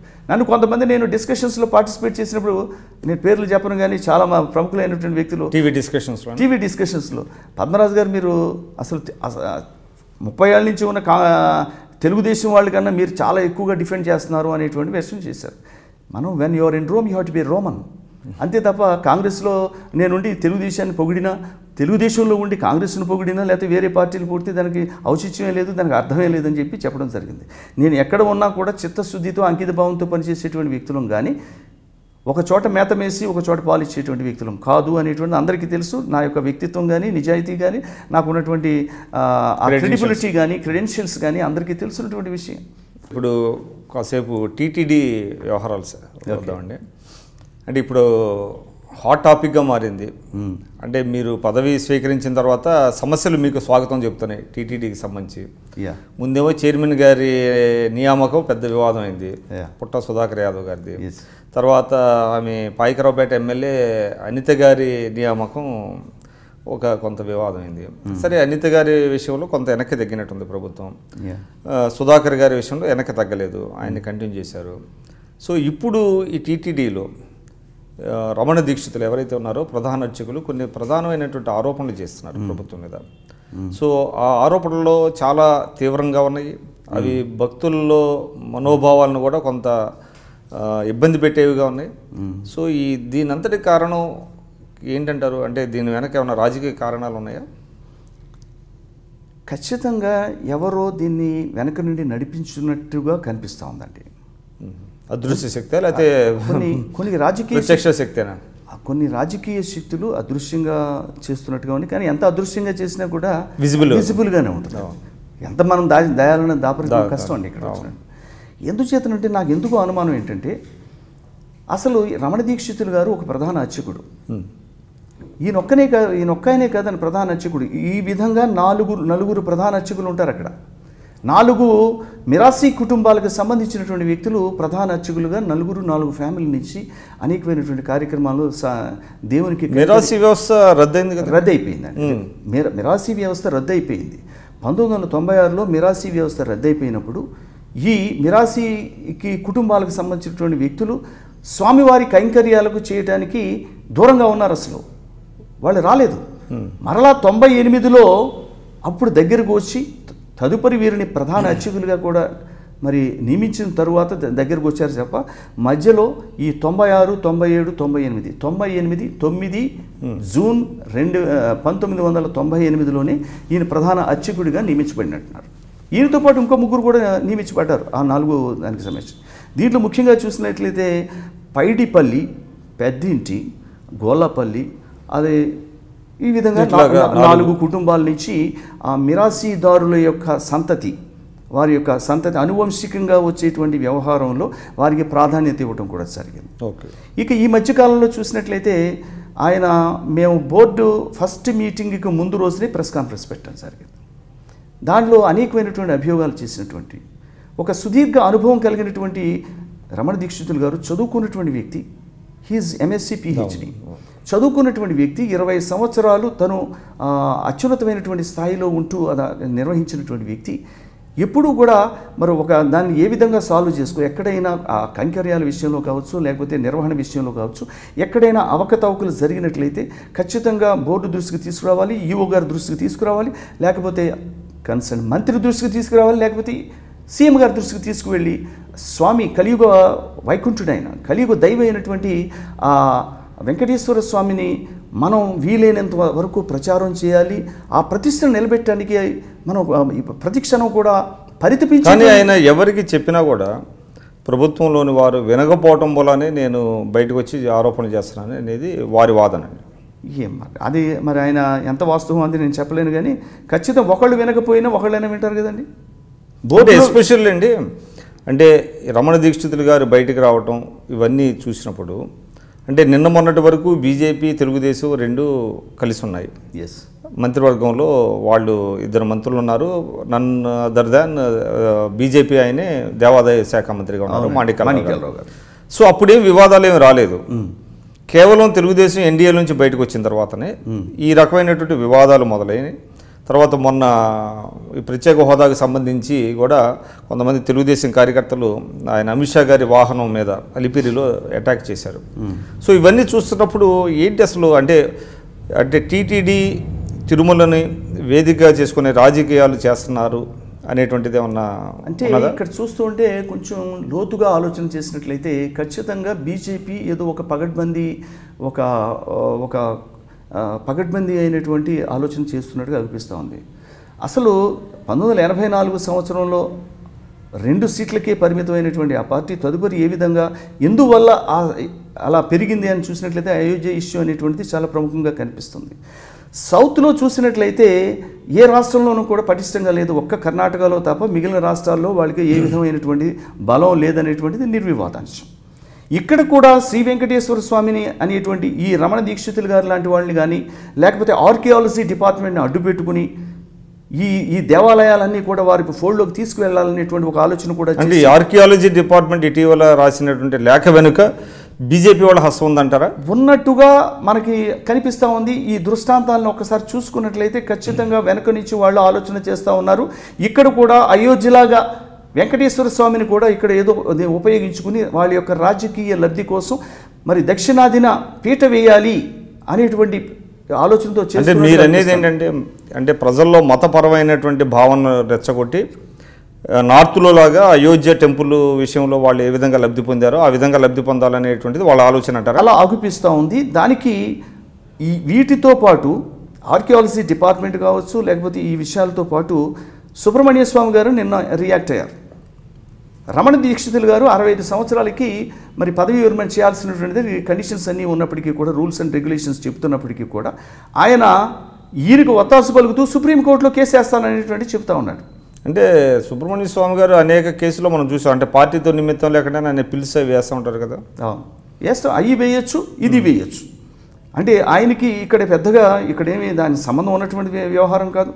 కానీ ఖచ్చితంగా వెనక నుంచి బీజేపీలో ఉన్నటువంటి కొంతమంది ప్రముఖులు ఈ విధంగా ప్రోత్సహిస్తూ ఈ వ్యక్తులను అందరినీ కూడా ఒక తోలుబొమ్మలాట ఆడిస్తున్నట్టుగా కనిపిస్తుంది అనేటువంటిది నా అభిప్రాయం.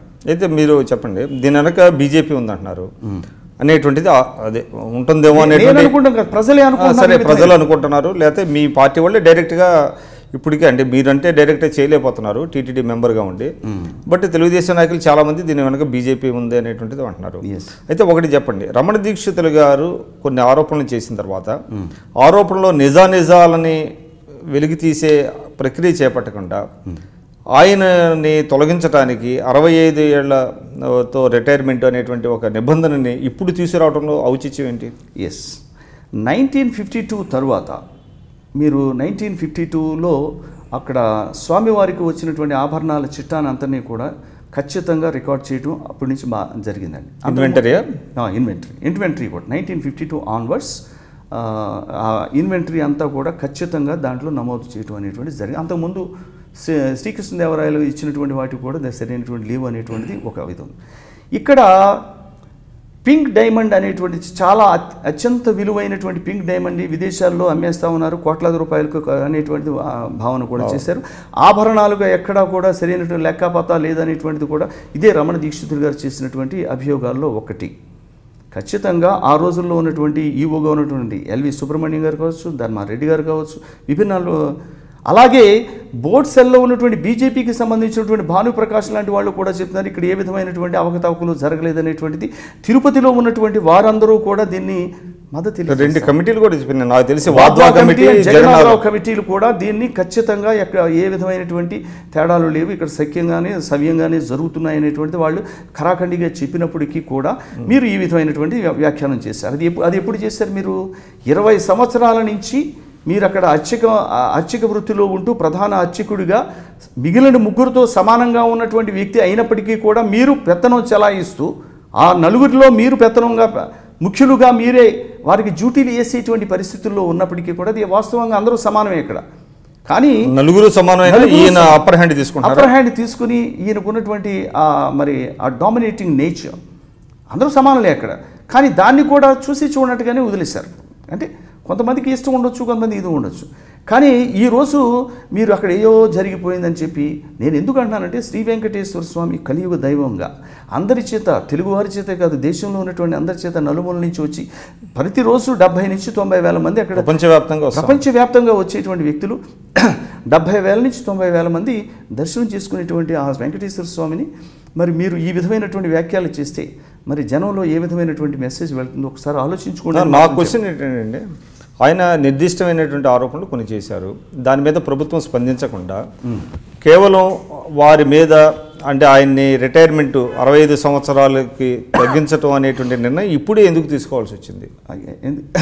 దానిలో ప్రభుత్వానికి అది అది ఇట్ హ్యాపెండ్ సో జస్ట్ యూజువల్గా జరిగింది, కానీ దానికి ఏదో పెద్ద స్ట్రాటజికల్గా జరిగినటువంటి వ్యవహారం. అంటే క్రమశిక్షణ చర్య కాదంటారా? ఖచ్చితంగా నోటీస్ ఇచ్చారు కదా, క్రమశిక్షణ చర్యకి నోటీస్ ఇవ్వాలని కూడా చెప్పడం జరిగింది. మేము ఇటువంటి వ్యాఖ్యలు చేయటం, ఒక టీటీడీలో అధికారిగా ఉన్నటువంటి మీరు ప్రెస్ కాన్ఫరెన్స్లు పెట్టి అక్కడ మెడ్రాస్లోనో లేదా హైదరాబాద్లోనో బాంబేలోనూ మీరు ఈ విధమైనటువంటి వ్యాఖ్యలు చేసి మరి ఆ స్వామికి ఉన్నటువంటి గౌరవ ప్రతిష్టలని కించపరిచేటువంటి విధంగా ప్రజల మనో అభిప్రాయాలకి మరి వమ్ము చేసేటువంటి రీతిలో మీరు చేసేటువంటి తప్పు, ఖచ్చితంగా వారికి నోటీసు ఇవ్వాలి అనేటువంటిది కూడా చేయడం జరిగింది. 65 సంవత్సరాల విషయంలో ఆయన దాటినప్పటికీ కూడా అదే కుటుంబానికి, ఈ 4 కుటుంబాలకు సంబంధించినటువంటి సుమారుగా 32 మంది పురోహితులు, అర్చకులు పనిచేస్తున్నటువంటి వారు, అక్కడే టీటీడీలో పనిచేస్తున్నటువంటి వారు మా మీటింగ్లో లాస్ట్లో వచ్చి అడిగారండి వాళ్ళు. నేనేది 4 సంవత్సరాలుగా టీడీపీ అధికారంలో కొనసాగుతున్నదండి. ఓకే, అంటే వీళ్ళు రిప్రజెంటేషన్ ఈ రోజే ఇచ్చారా? అంటే ఇటీవలే ఇచ్చారా? గతంలో ఇవ్వలేదా? ఇప్పుడే ఎందుకు తీసుకోవాల్సి వచ్చింది రమణ దీక్షితులు గారిని ఇంటికి పంపడానికి? అంటే గతంలో కూడా తీసుకున్నప్పటికీ కూడా ఎందుచేతనో అది దాన్ని కొంచెం లైటర్ వేన్లో తీసుకుంటూ జరిగింది, అది వాస్తవం. కానీ 65 సంవత్సరాలు నిండిన తర్వాత ఒక నియమ నిబంధనలో, ఒక సర్వీస్ రూల్స్లో 65 సంవత్సరాలు నిండిన తర్వాత రిటైర్ కావాలి అన్నప్పుడు 65 సంవత్సరం నిండిన వెంటనే అయిపోతుంది. ఒక ఏఎస్ ఆఫీసర్ 60 సంవత్సరాల తర్వాత రిటైర్ అవ్వాలంటే లాస్ట్ డేట్కి అందరూ రిటైర్ ఏ విధంగా అవుతుందో అలాగ అవ్వాల్సిందే. కొన్ని మరి ఏ పరిస్థితుల్లో ఆ విధంగా జరిగింది, కానీ ఆయన మీద ఏదో కక్షతో, అసూయతో, కార్పణ్యంతో చేసినటువంటి పని కాదు. కానీ ఈయనతో పాటు మిగిలినటువంటి 3 కుటుంబాలకు సంబంధించినటువంటి ప్రధాన అర్చకులు కూడా వాళ్ళ వయసు కూడా 60 దాటినాయి కాబట్టి ఒకేసారి ఇవన్నీ కూడా 4 తీసుకునడం జరిగింది. అది యాదృచ్ఛికంగా జరిగింది, కానీ ఇట్స్ నాట్ ఏ వ్యూహాత్మకం. కానీ ఇటీవల కాలంలో కొన్ని నిర్దిష్టమైనటువంటి ఆరోపణలు ఎస్వీబీసీ ఛానల్ మీద కానివ్వండి, మిగతా కొంతమంది అధికారుల మీద కానివ్వండి ఆరోపణలు వచ్చినాయి. దాని మీద విచారణ కూడా హైకోర్టు పరిధిలో ఉన్నట్టుంది. ఓకే, సో వీటన్నిటికి అంటే ఎస్వీపీసీ ఛానల్ ఇప్పుడు బోర్డు నుంచి విడదీసి సపరేట్ చేయడంలో ఔచిత్యం ఉందా? లేదండి, బోర్డు నుంచి కూడా 2 ప్రతినిధులు దాంట్లో ఉంటారు. బోర్డు నుంచి కూడా 2 ప్రతినిధులు దాంట్లో ఎస్వీబీసీ ఛానల్లో ఉంటారు. ఖచ్చితంగా వీళ్ళు మా నియంత్రణ వాళ్ళకి. అంటే ఇప్పుడు టీటీడీ బోర్డు నియంత్రణలోనే ఎస్వీబీసీ ఛానల్ ఉందా? ఉన్నట్టే కదా, మరి వీళ్ళు ప్రతినిధులు అక్కడ ఉంటున్నారుగా. మాకు రూల్స్లో కూడా ఉందండి. నాకు రాఘవేంద్రరావు గారు కూడా చైర్మన్ అయిన తర్వాత కూడా మేము డిస్కషన్లో ఎక్కడో చెప్పారు, మీ బోర్డు నుంచి కూడా ఒక 2 వేయాలని అనుకుంటున్నాం మేము అనేటువంటిది వ్యక్తం చేశారు. అసలు ఎందుకు ఆ నిర్ణయం ఎందుకు వచ్చారండి? ఎస్వీబీసీ ఛానల్ని డివైడ్ చేయాలనేటువంటిది ఎందుకు వచ్చింది? అంటే అంత డీటెయిల్గా నేను ఇంకా వెళ్ళలేదు, కానీ తదుపరి వచ్చేటువంటి ప్రక్రియలో మేము ఖచ్చితంగా దీన్ని పూర్తి అధ్యయనం చేసిన తర్వాత I can able to tell you, but instantly I can't answer this question. అంటే మీరు చెప్పండి, ఒక మెంబర్గా అంటే ఇప్పుడు చాలామంది మెంబర్స్ ఉన్నారు, 15 మంది మెంబర్స్, 3 ఎక్స్ అఫీషియల్. ఒకప్పుడు 3-4 ఉండేవాళ్ళు, ఇప్పుడు దాదాపు 15-16 మంది వేసిన తర్వాత అసలు మెంబర్కి ఏమన్నా మీ సే ఉంటుందండి బోర్డులో? ఖచ్చితంగా ఉంటుందండి, ఖచ్చితంగా ఉంటుంది. ఇక్కడ బోర్డు అనేది చాలా పవర్ఫుల్ బాడీ అండి. ఇక్కడ ఖచ్చితంగా బోర్డులో తీసుకునేటువంటి అన్నింటినీ కూడా ఖచ్చితంగా మరి అమలు చేయాల్సినటువంటి బాధ్యత కూడా ఉంటుంది. అంటే మీరు ఎవరైనా ఒక మెంబర్ కనుక అభ్యంతరం పెడితే దానిని నిలుపుదల చేయటం, లేదంటే తిరిగి దాన్ని అధ్యయనం చేసి పరిశీలన చేసి చేయటం ఉంటుందా? అది ఖచ్చితంగా ఉంటుందండి. ఇప్పుడు ఒక వ్యక్తి, ఇప్పుడు 15 మందిలో ఒక వ్యక్తి 2 వ్యక్తులు వ్యతిరేకం చేసినప్పుడు వారు డిసెంట్ నోట్ కనుక ఇచ్చినట్లయితే ఓటింగ్ పెట్టవచ్చు, ఇంకోటి పెట్టవచ్చు. ఆ ప్రక్రియ ఉంది, మీకు తెలుసు కదా. అది అంటే 2 వ్యతిరేకించిన ఇప్పుడు ఎజెండాలోని అంశాలు మీకు ఎంత అడ్వాన్స్గా మీ దగ్గరికి వస్తాయి? ఒక 10 days బిఫోర్ వస్తాయండి. ముందే 10 days బిఫోర్ వస్తుందండి, 10 days బిఫోర్ ఇవ్వాలి. సో ఆ 10 daysలో మీరు అధ్యయనం చేస్తాం. ఏదే అంశాలను మీరు అంటే బోర్డులో డిస్కస్ చేయబోతున్నారు, నిర్ణయాలు తీసుకోబోతున్నారు అనేటువంటిది అంతా పారదర్శకంగానే జరుగుతున్నదా? మేమున్నంత వరకు మాకు అనుమానం వచ్చిన చోట ఖచ్చితంగా అడుగుతా ఉన్నాం. మొన్న ఫస్ట్ మీటింగ్లో మరి గడిచినటువంటి సంవత్సరంలో కూడా బోర్డు లేదు కాబట్టి, అఫీషియల్స్ ద్వారా రన్ అయింది కాబట్టి, దానికి వాళ్ళు తీసుకున్నటువంటి నిర్ణయాలు అన్నిటి మీద కూడా రాటిఫికేషన్కి సంబంధించి సుమారుగా 50-60 ఇష్యూస్ మీద మేము డిస్కస్ చేసాం ప్రతి విషయాన్ని. మరి కొన్ని ఏమో పోస్ట్ పోన్ చేసినట్టు కొన్ని రేపు రాబోయేటువంటి మీటింగ్కి మేము పోస్ట్పోన్ చేసుకున్నాం, అప్పుడు మిగిలినట్టు కూడా డిస్కస్ చేస్తాం. మీకు తెలుసు ఈ మధ్యకాలంలో స్వామివారికి ఉన్నటువంటి డిపాజిట్స్ విషయంలో ఇండస్ బ్యాంక్ దాంట్లో డిపాజిట్ చేసిన దాని మీద ఒక కాంట్రవర్సీ వచ్చింది. ప్రైవేట్ బ్యాంక్ దాని విషయంలో కూడా ఎక్స్పర్ట్స్ ఉన్నారు. మా దాంట్లో కూడా చార్టెడ్ అకౌంట్స్గా ఉన్నటువంటి వాళ్ళు కూడా సభ్యులుగా ఉన్నారు. దాంట్లో నామినేట్ అయి ఉన్నారు. దాన్ని క్వశ్చన్ చేసినట్టున్నారు కదా ఈవోని. ఎస్, క్వశ్చన్ చేసినట్టు ఏ పరిస్థితుల్లో అది వేయాల్సి వచ్చింది అనేటువంటిది కూడా చెప్పారు. అది విజయ బ్యాంకులో 4,000 కోట్లు మెచ్యూరిటీ అయిన తర్వాత దాన్ని 3,000 కోట్లు ఆంధ్ర బ్యాంకులో వేసి 1,000 కోట్లు ఇండస్ బ్యాంకులో వేయటం కూడా జరిగింది. అంటే ఈవో గారు ఏదైతే నిర్ణయం తీసుకున్నారో కొంత సొమ్ముని దాదాపు 1,000 కోట్లు అనుకుంటాం ప్రైవేట్ బ్యాంకులో పెట్టాలనేటువంటి దాని మీద కొంత వివాదం వచ్చింది. అంటే అది అంటే సమ్మతం కాదు కదా. ఇప్పుడు జరిగింది ఏంటంటే అండి, స్వామివారికి 11,000 కోట్ల రూపాయలు డిపాజిట్స్ ఉన్నాయండి వివిధ బ్యాంకుల్లో. ఓకే, దాంట్లో మొన్న మార్చిలో జరిగింది ఏంటంటే ఒక 4,000 కోట్లు మరి అక్కడ విజయ బ్యాంకులో ఉన్నటువంటి 4,000 కోట్లు మెచ్యూర్ అయినాయి. దాన్ని తీసి ఏం చేశారంటే వీళ్ళు ఒక 3,000 కోట్లు ఆంధ్ర బ్యాంకులోని 1,000 కోట్లు ఇండస్ బ్యాంకులో వేయటం కూడా జరిగింది. కానీ కొంతమంది ప్రెస్లో కానీ ఇక్కడ కానీ ఒక విధమైనటువంటి ఆందోళన వచ్చింది. ఏమిటి ఇలా ప్రైవేట్ బ్యాంకుల్లో ఈ విధంగా చేయటం వల్ల వాళ్ళు ఏమన్నా ఆ ఆఫీసులకు ఏమైనా లబ్ధి వస్తుందని వేస్తున్నారనేటువంటి అనుమానాలు వ్యక్తం చేయడం కూడా జరిగింది. చాలా మందికి అనుమానం కూడా వచ్చింది. ఈ విషయాన్ని మేము ఫస్ట్ మీటింగ్లోనే దీన్ని డిస్కస్ చేయడం జరిగింది. వాళ్ళు చెప్పిన తీరు ఏంటంటే వాళ్ళకు ఒక నామ్స్ ఉన్నాయండి. రిజర్వ్ బ్యాంక్ ఇచ్చినటువంటి నామ్స్ కానీ లేకపోతే వీళ్ళు స్టిపులేట్ చేసినటువంటి అడ్వైజర్స్ ఉంటారు, ఫైనాన్షియల్ అడ్వైజర్స్, వాళ్ళందరూ ఇచ్చిన దాంట్లో అక్కడ ఏమీ అవకతవకలు ఏమీ లేవు. కానీ తీసేయాలంటే తీసేయచ్చు, ఈ రోజైనా తీసేయచ్చు. కానీ తీసేయటం వల్ల కొన్ని ఇది ఇబ్బంది కూడా ఉంటుంది. సో ఇవన్నీ దృష్టిలో పెట్టుకుని మేము ఏమనుకున్నామంటే మా దగ్గర కూడా ఫైనాన్షియల్ ఎక్స్పర్ట్స్ ఉన్నారు. ఈ మెంబర్స్లో కొంతమంది చార్టెడ్ అకౌంట్స్ ఉన్నారు. మేము అందరూ అనుకున్నది ఏంటంటే ఇక్కడ నుంచి వేసేటువంటి ఏ డిపాజిట్ అయినా కూడా మన ఎక్స్పర్ట్ ఒక సబ్ కమిటీ కింద ఫామ్ చేసి వీళ్ళ పర్యవేక్షణలో వీళ్ళు ఆలోచన మేరకు లేకపోతే వాళ్ళకు ఉన్నటువంటి గైడ్లైన్స్ని అన్ని దృష్టిలో పెట్టుకుని చేయాలి అనేటువంటి ఒక నిర్ణయం తీసుకున్నాం. అది దాని కూడా మినిట్స్లో కూడా రికార్డ్ అయింది. మాకు వచ్చినటువంటి మినిట్స్లో కూడా క్లారిఫై చేశారు. భవిష్యత్తులో ఈ విషయంలో చాలా నికర్స్గా ఉండాలి, ఎక్కడా కూడా ఎదుటివారు కామెంట్ చేసేటువంటి అవకాశం ఇవ్వకూడదు అనేటువంటి ఉద్దేశంతో కూడా చర్య తీసుకున్నాం. అది నెక్స్ట్ వచ్చే దాంట్లో ఇటువంటి ఎక్కడ కూడా అనుమానాలు తావు ఖచ్చితంగా ఆ నామ్స్ ప్రకారంగా ఉంటాయి. ఇది కూడా తప్పుదే కాదు అనేటువంటిది కూడా వెల్లడైంది. సో ఇప్పటికీ ఆ డిపాజిట్లు అక్కడే ఉన్నాయా? అక్కడే ఉన్నాయి, ప్రైవేట్ బ్యాంక్లో. Private bank 1,000 crores. అది కూడా ఈ మధ్య మన మార్చిలోనే మెచ్యూర్ అయినటువంటి ఫండ్స్ని 1,000 కోట్లు దీన్ని ఇండస్ బ్యాంక్లో పెట్టారు. 3,000 కోట్లు ఆంధ్ర బ్యాంక్లో పెట్టారు. ఓకే, సో మళ్ళీ ఒకసారి రాజకీయాల్లోకి వద్దండి. అంటే ఇటీవల మనం చూసాము ప్రత్యేక హోదాకి సంబంధించి చాలా పెద్ద ఎత్తున వివాదం. అదేవిధంగా ఏ పార్టీకి ఆ పార్టీ తమదే ఎజెండా అని దీంట్లో ముందుకెళ్తుంది. సరే, తెలుగుదేశం కూడా 4 సంవత్సరాల పాటు పెద్దగా మాట్లాడకుండా ప్రభుత్వం నుంచి బయటకు వచ్చి ఈరోజు బీజేపీని ఒక విలన్గా చూపిస్తూ ప్రత్యేక హోదా అంశంలో 2019 ఎన్నికల్లో లబ్ధి పొందాలి అనేటువంటిది తెలుగుదేశానికి ప్రయత్నిస్తుంది అనేటువంటిది బాగా వినపడుతుంది. దీన్ని అంటే తెలుగుదేశం ఏ విధంగా కౌంటర్ చేయబోతున్నది? మా ఉద్దేశం బీజేపీతో సయోధ్యగానే ఉండాలని అనుకున్నాం 4 సంవత్సరాల వరకు కూడా. అంటే this alliance was prepoll alliance, it's not a post poll alliance. ఒక అండర్స్టాండింగ్తో పెట్టుకుని చేసినటువంటి వ్యక్తులు. మా రిప్రజెంటేటివ్స్ కేంద్రం క్యాబినెట్లో ఉన్నారు, వాళ్ళ రిప్రజెంటేటివ్స్ మా రాష్ట్ర క్యాబినెట్లో ఉన్నారు. సయోధ్యగా బాగానే ఉంది. వారు స్పెషల్ స్టేటస్ ఆ రోజు ఫ్లోర్ ఆఫ్ ద హౌస్లో మరి మన్మోహన్ సింగ్ గారు ఇచ్చినటువంటి ఎష్యూరెన్స్ 5 సంవత్సరాలు అన్నప్పుడు ఇదే వెంకయ్యనాయుడు గారు కానీ జైట్లీ గారు కానీ 10 సంవత్సరాలు ఉండాలని చెప్పడం జరిగింది. తదుపరి ఎన్నికల ప్రచారంలో కూడా తిరుపతిలో జరిగినటువంటి అవన్నీ ఉన్నాయండి, అవన్నీ ఉన్నాయి. తర్వాత తెలుగుదేశం కూడా ప్రత్యేక ప్యాకేజీకి ఒప్పుకున్నటువంటి పరిస్థితి ఉన్నది. తిరిగి మళ్ళీ ఇప్పుడు మాత్రం అంటే మాట మార్చి లేదంటే మళ్ళీ ప్రజల్లో వచ్చినటువంటి మార్పును గమనించి కానివ్వండి మళ్ళీ ప్రత్యేక హోదా అంశాన్ని తీసుకున్నది.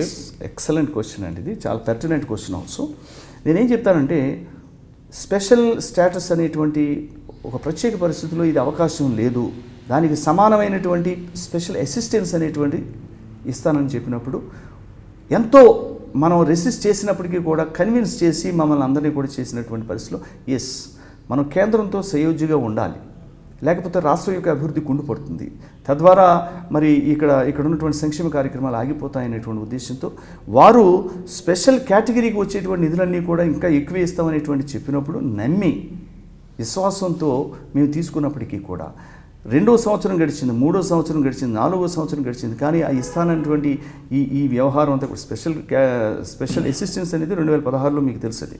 జైట్లీ గారు అర్ధరాత్రి అనౌన్స్ చేసినటువంటి సంఘటన కూడా చూసాం. అందరిలో కూడా మేము అందరం అనుకున్నాం ఏమిటి ఈ విధంగా చేస్తూ ఉన్నారంటే కాన్పట్ పొజిషన్లో చేయాలి అంటే మనం సంకీర్ణంలో భాగస్వామిగా ఉన్నాం కాబట్టి వాళ్ళు చెప్పిన రీతిలో మనం ఖచ్చితంగా చేస్తారని ఒక అపారమైన విశ్వాసంతో నమ్మకంతో మేము పెట్టుకున్నటువంటి ఆ నమ్మకాన్ని వమ్ము చేసినటువంటి పరిస్థితుల్లో 4 సంవత్సరాలు అయ్యే టైంలో బడ్జెట్లో కూడా ఏ విధంగానూ కనీసం స్పృశించినటువంటి ఆ పార్టీకి ఇంకా ఎంతకాలం మద్దతు ఇవ్వాలా? జనంలో చూస్తే ఆగ్రహావేశాలు, ఆక్రోశం, ఈ విధంగా ఒక జనంలో ఒక విధమైనటువంటి ఆవేదన వచ్చినప్పుడు ప్రజలతో వెళ్ళాలా లేకపోతే సయోధ్య అని చెప్పి ఆయనతో వెంటాడి మనం కూడా ప్రజల ఆగ్రహ విషయాలకి మనం కూడా బలవ్వాలా అనేటువంటిది ఇంత ఆలోచన చేసిన సందర్భంగా ఖచ్చితంగా మనం ఫైట్ అవుట్ చేయాలి. ఏదో ప్రజలు నమ్ముతారంటారా? ఖచ్చితంగా నమ్ముతారనేటువంటి విశ్వాసం ఉంది ప్రజలకి. ఈరోజు బీజేపీ మీద ఎంత ఏహ్యభావం ఉందంటే అది చెప్పనలో కాదని మీకు తెలుసు, నాకు తెలుసు, అందరికీ తెలుసు. అంటే మనం మోడీ గారు చేసేటువంటి ఏ వాగ్దానం కూడా నిలబెట్టుకోలేకపోతా ఉన్నాడు. కేంద్రం ఇచ్చినటువంటి వాగ్దానాలకి కానీ లేకపోతే ఒక పోలవరం విషయంలో కావచ్చు, లేకపోతే రాజధాని విషయంలో కావచ్చు, లేకపోతే చట్టంలో పెట్టినటువంటి అనేకమైనటువంటి ఇన్స్టిట్యూషన్స్కి ఇచ్చేటువంటి నిధుల విషయంలో కూడా ఎంత జాప్యం జరుగుతుంది, ఎంత ఇబ్బంది పెడుతున్నారు అనేటువంటిది మాకు తెలుసు. ముఖ్యమంత్రి గారికి ఇంకా బాగా తెలుసున్నటువంటి వ్యక్తి. ఇటువంటి వ్యక్తిని ఇంకా ఎంతకాలం మోయాలి, మోస్తే మనకు ఉన్నటువంటి రాజకీయంగా మనం పతనం అయ్యేటువంటి స్థితిలో వస్తుందనేటువంటి ఒక భయం, ప్రజల ఆకాంక్షలు నెరవేర్చలేకపోతే వారు చూపించేటువంటి ఆగ్రహానికి మనం బలి అవ్వాల్సినటువంటి అవసరం ఉంది. ఇది వాస్తవాలన్నీ కూడా ప్రజల ముందు పెట్టాలనేటువంటి ఉద్దేశంతో తీసుకున్నటువంటి నిర్ణయంలో భాగంగానే చంద్రబాబు నాయుడు గారు ఈ తెగతింపులు అనేటువంటిది we took divorce from BJP అనేటువంటిది జరిగింది. అంతేగాని లేకపోతే వేరే ఉద్దేశంతో కాదు అనేటువంటిది ఇది నిర్వివాదాంశం. ఇప్పుడు మీకు తెలిసిందే అంటే రాష్ట్ర రాజకీయాల్లో సరే బీజేపీ మీతో తెగతింపులు చేసుకుంటా లేకపోతే మీరు బీజేపీతో తెగతింపులు చేసుకున్నారు, మొత్తానికి you are no longer with NDA. So బలమైనటువంటి ప్రతిపక్షంగా జగన్మోహన్ రెడ్డి గారు పాదయాత్రతో ప్రజల్లోకి వెళ్తున్నారు. మీకు మిత్రపక్షంగా నిన్నమొన్నటి వరకు ఉన్నటువంటి జనసేన పవన్ కళ్యాణ్ గారికి యూత్లో ఆయనకు ఫాలోయింగ్ ఉంది, కొన్ని సామాజిక వర్గాల్లో ఆయనకు పట్టు ఉంది అనేటువంటిది ఉన్నపడుతుంది. ఇప్పుడు వారు కూడా తెలుగుదేశం పార్టీకి వ్యతిరేకంగా ప్రజల్లోకి వెళ్ళి ఆయన పాదయాత్ర చేస్తున్నారు. అంటే చూస్తుంటే తెలుగుదేశం ఒంటరిగా అయిపోయింది. గతంలో పోలిస్తే తెలుగుదేశం పార్టీ ఏదో ఒక పార్టీతో పొత్తు పెట్టుకొని వచ్చింది. అంటే చంద్రబాబు నాయుడు గారు తెలుగుదేశంని సారథ్య బాధ్యత వహించిన తర్వాత ఫర్ ద ఫస్ట్ టైం అనుకుంటా రేపు జరగబోయే ఎన్నికల్లో ఒంటరిగా వెళ్ళబోయే పరిస్థితి వస్తుంది. ఒకవైపు బలంగా వైఎస్ఆర్సీపీ ఉంది, ఇంకోవైపు జనసేన బయటికి వెళ్ళిపోయింది, బీజేపీ బయటికి వెళ్ళిపోయింది. ఇటువంటి నేపథ్యంలో గెలుపు మీద తెలుగుదేశం పార్టీ అంచనాలు ఏ విధంగా ఉన్నాయి? అంటే ఎస్పెషల్లీ కొన్ని సామాజిక వర్గాలు దూరమైనటువంటి నేపథ్యంలో రేపొద్దున మీ గెలుపు నల్లేరు మీద బండిలా ఎలా ఉంటుంది? మీరు చెప్పిన దాంట్లో గడిచిన ఎన్నికలు కూడా నల్లేరు మీద నడకలా జరగలేదండి. అది కూడా చాలా ఫైట్గానే వచ్చింది. ఒక 2% ఆధిక్యతోనే గెలిచాం. ఆ రోజు ప్రజలందరూ కూడా అనుకున్నారు జగన్మోహన్ రెడ్డి గారి కన్నా చంద్రబాబు నాయుడు గారు అపార అనుభవం కలిగినటువంటి హీఈస్ ఎ ప్రూవెన్ అడ్మినిస్ట్రేటర్. చెప్పింది చేయగలడు, అనుభవం ఉంది, ఎక్స్పీరియన్స్ అనేటువంటి భావనతోని జాతీయ స్థాయిలో ఆయనకున్నటువంటి అనుభవం కానీ, 4 దశాబ్దాల సుదీర్ఘమైనటువంటి రాజకీయంగా ఉన్నటువంటి వ్యక్తిగా ఆయనకున్న అనుభవం కానీ, కేంద్రంలో ఆయన చేసినటువంటి అనేకమైన ప్రక్రియలు నేషనల్ ఫ్రంట్ కావచ్చు, యునైటెడ్ ఫ్రంట్. కానీ అప్పుడు మోడీ గారి ఇమేజ్ మీకు ఉపయోగపడింది, పవన్ కళ్యాణ్ గారి మద్దతు ఉపయోగపడింది, కాంగ్రెస్ వ్యతిరేకత ఉపయోగపడింది, ఇవన్నీ కలిసి వచ్చినాయి మీకు. కానీ నేననేది ఏంటంటే 2019 వచ్చేటప్పటికి మీరు ఒంటరిగా పోటీ చేయబోయే పరిస్థితి ఉన్నది. కంటిన్యూషన్ వస్తుంది. ఇదే మోడీ గారు, ఇదే పవన్ కళ్యాణ్ గారు లేకుండా స్థానిక సంస్థల ఎన్నికలు జరిగినాయి. దీని ముందు మీరు ఒకసారి గుర్తు చేసుకోండి. స్థానిక సంస్థలలో ఇక్కడ కన్నా ఎక్కువగా రిజల్ట్స్ బాగా వచ్చినాయండి. ఎన్టీ రామారావు గారు ఉన్న రోజుల్లోనే ఆ రోజు స్థానిక సంస్థల ఎన్నికలు జరిగినప్పుడు ఎప్పుడూ కూడా మొన్న జరిగినటువంటి 2014 జనవరి ఫిబ్రవరిలో జరిగిన స్థానిక సంస్థల ఎన్నికల్లో వచ్చినటువంటి ఫలితాలు ఎప్పుడూ రాలేదు. అప్పటికి మోడీ గారు లేరు, ఈ పవన్ కళ్యాణ్ గారు లేరు. కానీ వారి యొక్క సహకారం కానీ లేకపోతే వారి యొక్క సయోధ్య కానీ వారు మనకు సహకరించినటువంటి తీరులో కానీ ఖచ్చితంగా కొంత సహకారం జరిగింది, కాదని అంటలేదు. ఇది లేకపోయినప్పటికీ కూడా తెలుగుదేశం మరి ఫలితాలు మీరు చూడండి, స్థానిక సంస్థల్లో మొత్తం యావత్ రాష్ట్రంలో. కానీ ఇక్కడ ఒకటి చెప్పాలండి నేను, అంటే ఇటీవల తెలుగుదేశం వారు చాలామంది డిస్కషన్స్లో కానివ్వండి చాలా చోట్ల మాట్లాడుతున్నారు. అంటే పవన్ కళ్యాణ్ గారి శక్తిని తగ్గించడం కోసం, ఆయన్ని నలిఫై చేయడం కోసం, ఆయనదేమీ లేదు, మా బలం మీద మేము గెలిచాము, స్థానిక సంస్థలో అద్భుతమైనటువంటి ఫలితాలు వచ్చినాయి వితౌట్ జనసేన అనేటువంటి చెప్తున్నారు. వెల్, అదే నిజం. కానీ ఎన్నికల ముందు పవన్ కళ్యాణ్ గారి మద్దతు కోరింది మాత్రం టీడీపీయే. ఆ విషయాన్ని మర్చిపోతున్నారు. ఎందుకంటే ఆయన మద్దతు కోరలేదు మిమ్మల్ని, మీరే ఆయన మద్దతు కోరారు. మీకు నిజంగా మీ బలం మీద అంత నమ్మకం ఉండుంటే స్థానిక సంస్థలో మనకు మంచి ఫలితాలు వచ్చాయి కాబట్టి మనం వీ కెన్ గో ఎలోన్ అనేటువంటిది మీరు వెళ్ళుంటే వేరే రకంగా ఉండేది. కానీ మీరు పవన్ కళ్యాణ్ గారి దగ్గరికి వెళ్ళారు, ఆయన మద్దతు. ఏమంటే స్థానిక సంస్థల ఎన్నికల ఫలితాలు అప్పటికి ఇంకా బహిర్గతం చేయలేదు, అసెంబ్లీ దాంతో చేయమని చెప్పి కండిషన్ చెప్పారు. ఇంకొక విషయం చెప్తా ఉన్నా, Chandrababu Naidu is a leader with vision. He never leave any stone unturned. ఏ అవకాశాన్ని కూడా దుర్వినియోగం చేసుకునేటువంటి వ్యక్తి కాదు. పవన్ కళ్యాణ్ అనేటువంటి వ్యక్తిని వస్తే మంచిది, దానివల్ల మనకు లబ్ధి ఉంటుంది, ప్రతిపక్షం పటిష్టంగా ఉంది ఆ రోజున. అందుగురించే పవన్ కళ్యాణ్ గారి దగ్గరికి వెళ్ళినా, లేకపోతే ఆయన గౌరవించినా, లేకపోతే ఆయన అర్థించినా, ఏదైనా కావచ్చు, మీరు ఏ భాషలో చెప్పుకున్న రకరకాలుగా చెప్తారు. వాళ్ళ మనుషులు ఒకలా చెప్పొచ్చు, మేము ఒకలా చెప్పచ్చు. అంటే స్థానిక సంస్థలలో తెలుగుదేశానికి పటిష్టంగా ఉన్నప్పటికీ కూడా ఫలితాలు ఎప్పుడు వచ్చినాయి? ఈ రెండు ఒకేసారి వచ్చినాయండి. అసెంబ్లీ ఎన్నికల ఫలితాలు వచ్చిన తర్వాతే వచ్చినాయి కదా, అవి ఎన్నికలు అయిన తర్వాతే కదా ఫలితాలు వచ్చినాయి. అప్పటికి తెలుగుదేశం యొక్క స్ట్రెంగ్త్ అప్పటికి ఇంకా రివీల్ కాలేదుగా. సో ఇటువంటి పరిస్థితులలో చంద్రబాబు నాయుడు అనేటువంటి వ్యక్తి ఏ అవకాశాన్ని కూడా మరి సద్వినియోగం చేసుకుంటారు. నాకు తెలిసి అసెంబ్లీ ఎన్నికల కంటే ముందే వచ్చేసినాయండి. ఎలక్షన్స్ జరిగినాయండి. అసెంబ్లీ ఎన్నికల కన్నా స్థానిక సంస్థల ఎన్నికలు జరిగినాయి. Results were not declared immediately. Results declared after the election.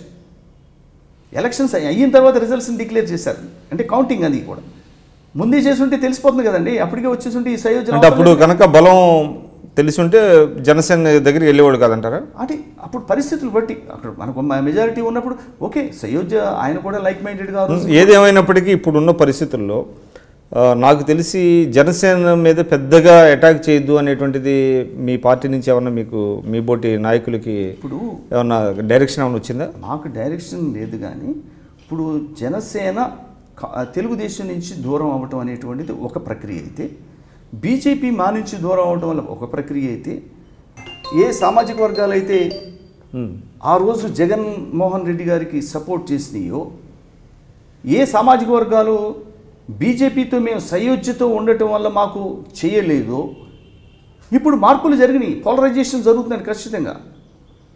ఇప్పుడు ఆ రోజు ముస్లిం మైనారిటీస్ అంతా కూడా తెలుగుదేశం బీజేపీతో సయోధ్యతో ఉంది కాబట్టి వాళ్ళందరూ దూరంగా ఉన్నారు, క్రిస్టియన్స్ దూరంగా ఉన్నారు. కానీ ఈరోజు బీజేపీతో మేము దూరంగా ఉన్నాం కాబట్టి ఆ వర్గాలు మాకు సపోర్ట్ చేయొచ్చు. సో పోలరైజేషన్ జరుగుతుంది, పోలరైజేషన్ అనేటువంటి జరుగుతుంది. మీరు అన్నట్టుగా పవన్ కళ్యాణ్ గారి వల్ల ఒక సామాజిక వర్గంలో కొంత ఆయనతో సేల్ అవ్వచ్చు. ఇప్పుడు ఒక ప్లస్ ఉంటుంది, ఒక ప్రోస్ ఉంటుంది, ఒక కాన్ ఉంటుందండి. ప్రోస్ అండ్ కాన్స్ కొత్త సామాజిక వర్గాలు, కొత్త సామాజిక వర్గాల నుంచి, ట్రైబ్స్ నుంచి కూడా రావచ్చు మాకు, షెడ్యూల్ ట్రైబ్స్ కూడా, షెడ్యూల్ కాస్ట్ షెడ్యూల్ ట్రైబ్ నుంచి కానీ మైనారిటీస్ కానీ బీజేపీతో సయోధ్య దూరంగా ఉన్నప్పుడు ఖచ్చితంగా మాకు ఒక లాస్ట్ ఎలక్షన్స్ కన్నా బాగా రావచ్చు. That's an added advantage to us. మరి పవన్ కళ్యాణ్ దూరం అవటం వల్ల కొంత నష్టం. సో అంటే మీరు 2019 ఎన్నికలకి ఒంటరిగానే ఆత్మవిశ్వాసంతో వెళ్తారంటారు? ఖచ్చితంగా పూర్తి విశ్వాసంతో, నమ్మకంతో. మేము చేసినటువంటి అనేక సంక్షేమ అభివృద్ధి కార్యక్రమాలు, ఒక పెన్షన్స్ కావచ్చు, ఒక అనేకమైనటువంటి కార్యక్రమాలు చేస్తాం. ఈ పోలవరం వ్యవహారంలో కావచ్చు, పట్టిసీమనికి నదుల అనుసంధానం విషయంలో కావచ్చు, రాయలసీమకు మేము చేసినటువంటి ఎంతో మేలు, దాని తద్వారా కృష్ణా వాటర్స్ అట్ని డైవర్ట్ చేయడం వల్ల కానీ అనేకమైనటువంటి కార్యక్రమాలు చేపట్టాం. అహర్నిశలో కృషి చేస్తున్నటువంటి చంద్రబాబు నాయుడు మరి అటు పారిశ్రామిక రంగాన్ని కానీ, సమాచార సాంకేతిక రంగాన్ని కానీ ఇవన్నిటినీ కూడా తీసుకురావడంలో. సో మీరు అనేది ఏంటంటే 2019లో ఒంటరిగా వెళ్ళినా కూడా మీకేమీ ఇబ్బంది లేకుండా లేదు, పూర్తి విశ్వాసంతో వెళ్తున్నారు? పూర్తి విశ్వాసంతో వెళ్తా ఉన్నాం. ఎవరైనా మాతో సయోధ్యకి వస్తానన్నప్పుడు మేము ఖచ్చితంగా మా యాంబిట్లో కనుక ఉన్నట్లయితే మేము కూడా దాంతో సేల్. అంటే కాంగ్రెస్ పార్టీ అంటారా? నేను I'm not coating any party. అంటే ఇటీవల జాతీయ రాజకీయాలను గమనించినట్లయితే ఎస్పెషల్లీ కర్ణాటక కానివ్వండి, అంటే శత్రువుకి శత్రువు మిత్రువు అనేటువంటి దీంట్లో బీజేపీకి శత్రువుగా ఉన్న కాంగ్రెస్ పార్టీతో తెలుగుదేశం ఏమైనా పొత్తు పెట్టుకునే అవకాశం ఉందా? I can't say at this juncture. మేమేదో it is too early to say that. But time comes, వాళ్ళ యొక్క ఆలోచన ఎలా ఉందో మనకు వాళ్ళు వస్తే మేము ఆలోచన చేయొచ్చు. ఖచ్చితంగా నేను చెప్పలేను, it's not in my hands. Our leader has to take a decision. We have a politburo. They have to take a collective decision. It's not an individual decision of any individual. So ఇటువంటి పరిస్థితుల్లో రాబోయే రోజుల్లో ఏం జరుగుతుందంటే, ఇప్పుడు బీజేపీతో మేము కోల్పోతామని అనుకోలేదే, వాళ్ళతో డివోర్స్ తీసుకుంటామని మేము ఎప్పుడు అనుకోలేదే. కొన్ని పరిణామాలు అక్కడ ఉన్నటువంటి పరిస్థితులను బట్టి జరుగుతుంటాయి. We have to act accordingly.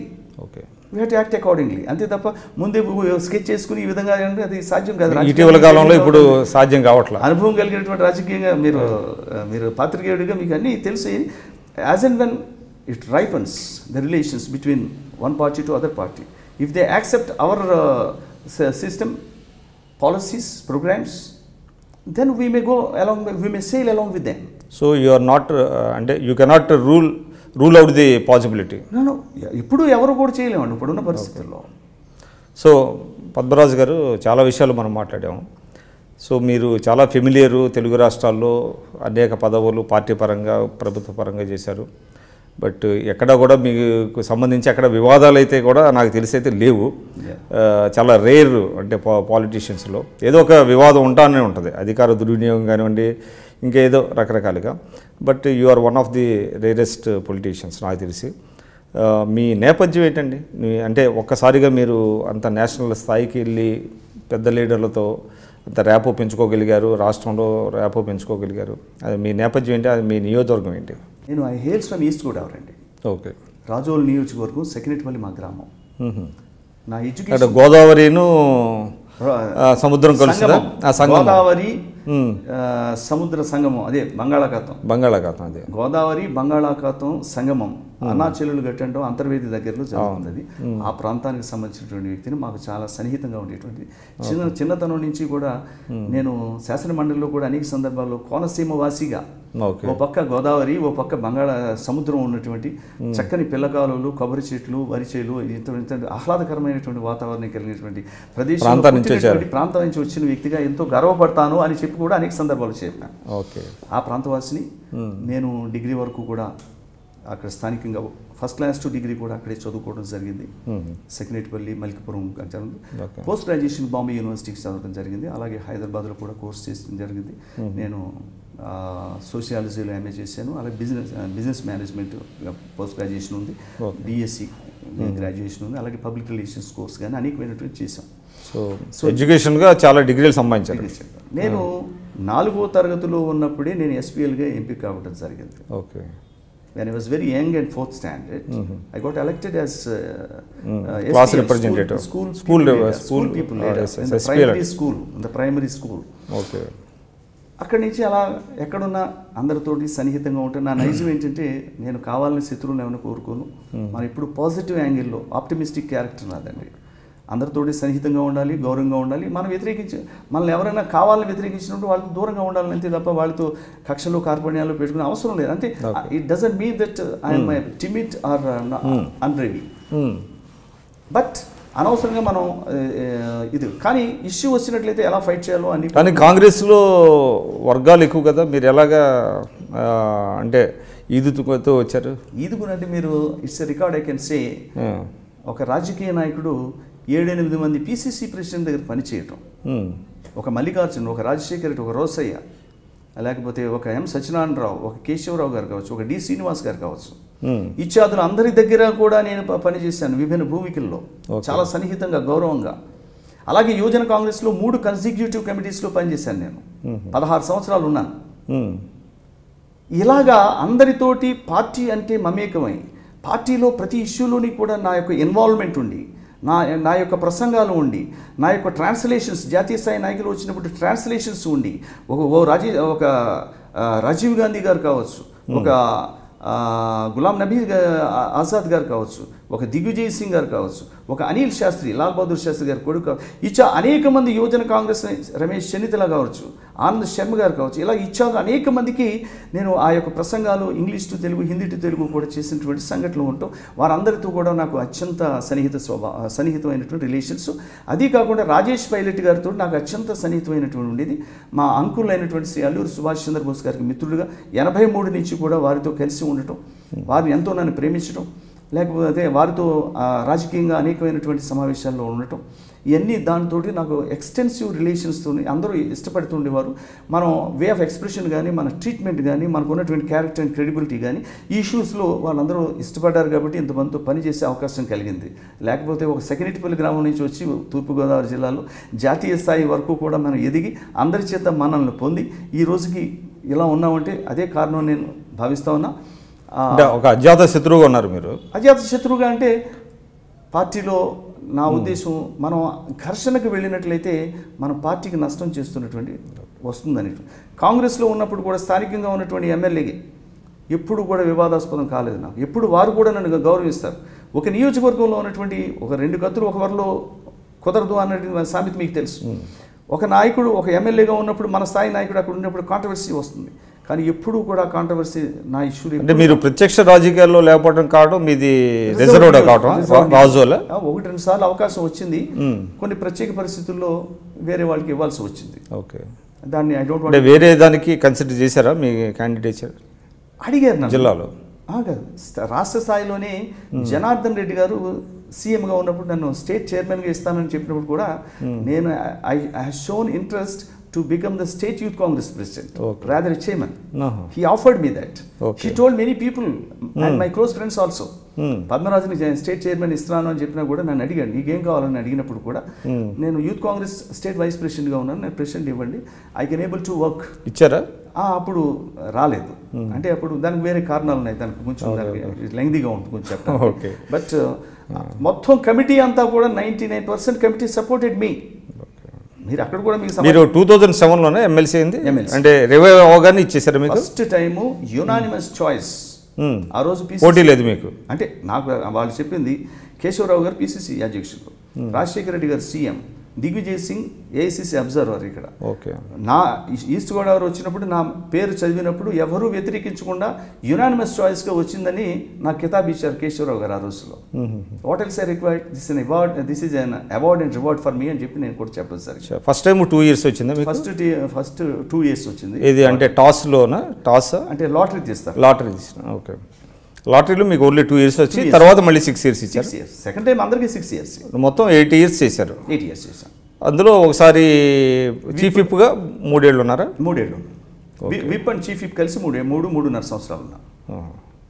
So ఒక టాక్ ఏంటంటే మీరు కాంగ్రెస్ పార్టీలో బాగా అంటే ఇన్వాల్వ్ అయినప్పుడు ఈ కొంత అభ్యర్థులకి డబ్బులు పంపిణీ చేసే బాధ్యత మీ మీద ఉండేది అనేటువంటిది అనేవాళ్ళు, కరెక్టేనా? నేను మీకు కొన్ని విషయాలు చెప్తే ఆశ్చర్యపోతూ ఉంటారు. 2004లో పార్టీలకు అందరికీ, పార్టీలో ఉన్నటువంటి 294 మందికి, అలాగే 42 మంది పార్లమెంటు సభ్యులకి కూడా నా చేతుల మీదుగా గుర్తించి డబ్బు ఇవ్వాలి. మాకు ఏఐసిసి కాబట్టి అక్కడి నుంచి రిప్రజెంటేటివ్స్ వాళ్ళు డబ్బు తీసుకొచ్చి పంపాలి. ఎవరు గుర్తుపట్టాలి కదా, అభ్యర్థుల్ని గుర్తుపట్టాలి. విక్రమ్ గారు క్యాండిడేట్ ఫ్రమ్ రాజోల్ అని అనుకుందాం, మిమ్మల్ని వాళ్ళు గుర్తుపట్టరు. నేను సైన్ చేసి yes he is mister Vikram or is representative of so and so person అని నేను గుర్తి 294 మందిని చేసింది నేను.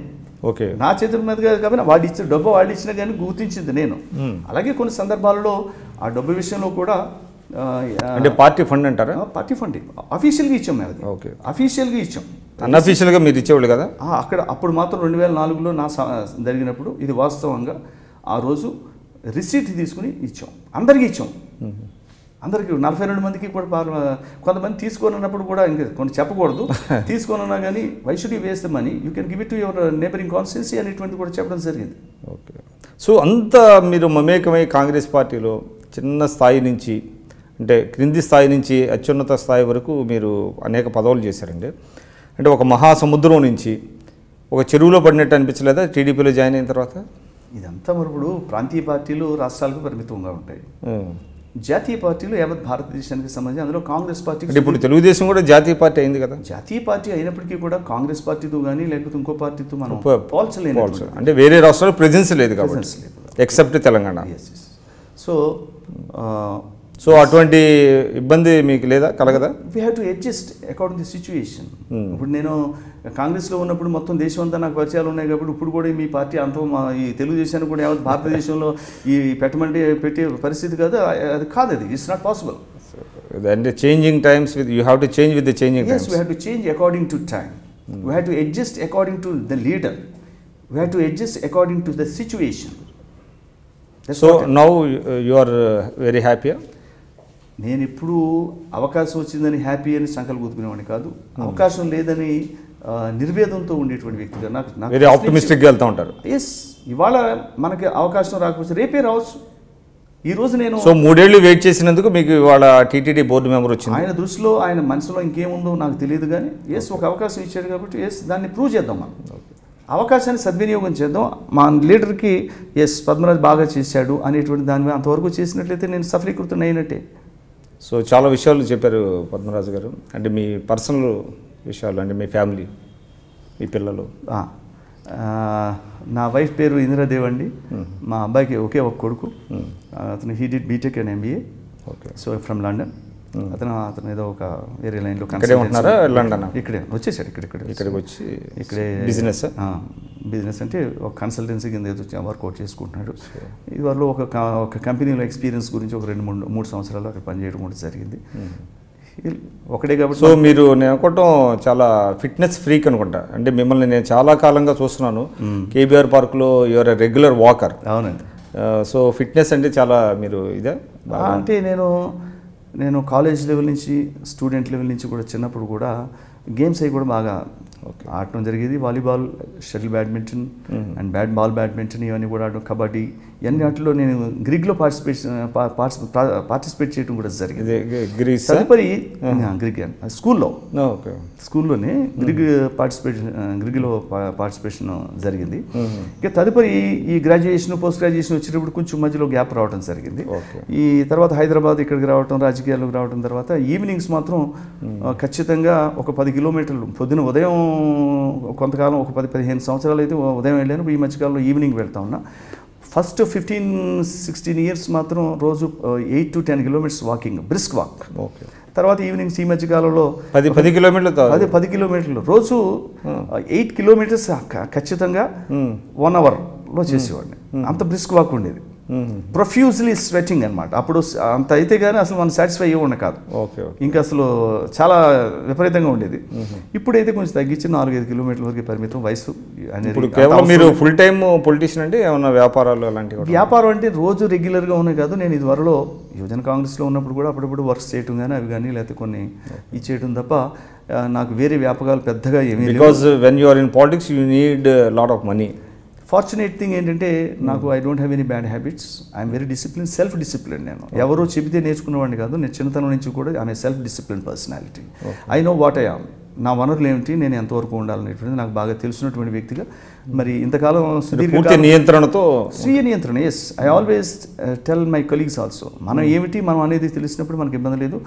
దైవ అనుగ్రహం కావచ్చు, లేకపోతే మా పూర్వీకుల అదృష్టం కావచ్చు, మాకు హెరిడిటీగా వచ్చేటువంటి ప్రాపర్టీస్ అన్నీ ఉన్నాయి కాబట్టి మాకు పెద్దగా ఇబ్బంది లేదు. మాకు లగ్జూరియస్గా ఏదో ఆడి కారులోనూ ఇప్పుడు లేదా బెంచ్ కారులో తిరగలేకపోవచ్చు, కానీ మాకు తినడానికి ఈ విధమైనటువంటి ఇబ్బంది లేదు. But we are self contented. Doesn't mean that I'm a multi millionaire or billionaire. Greedy కూడా లేదు. Greedy, I'm not too greedy. Okay sir, thank you so much.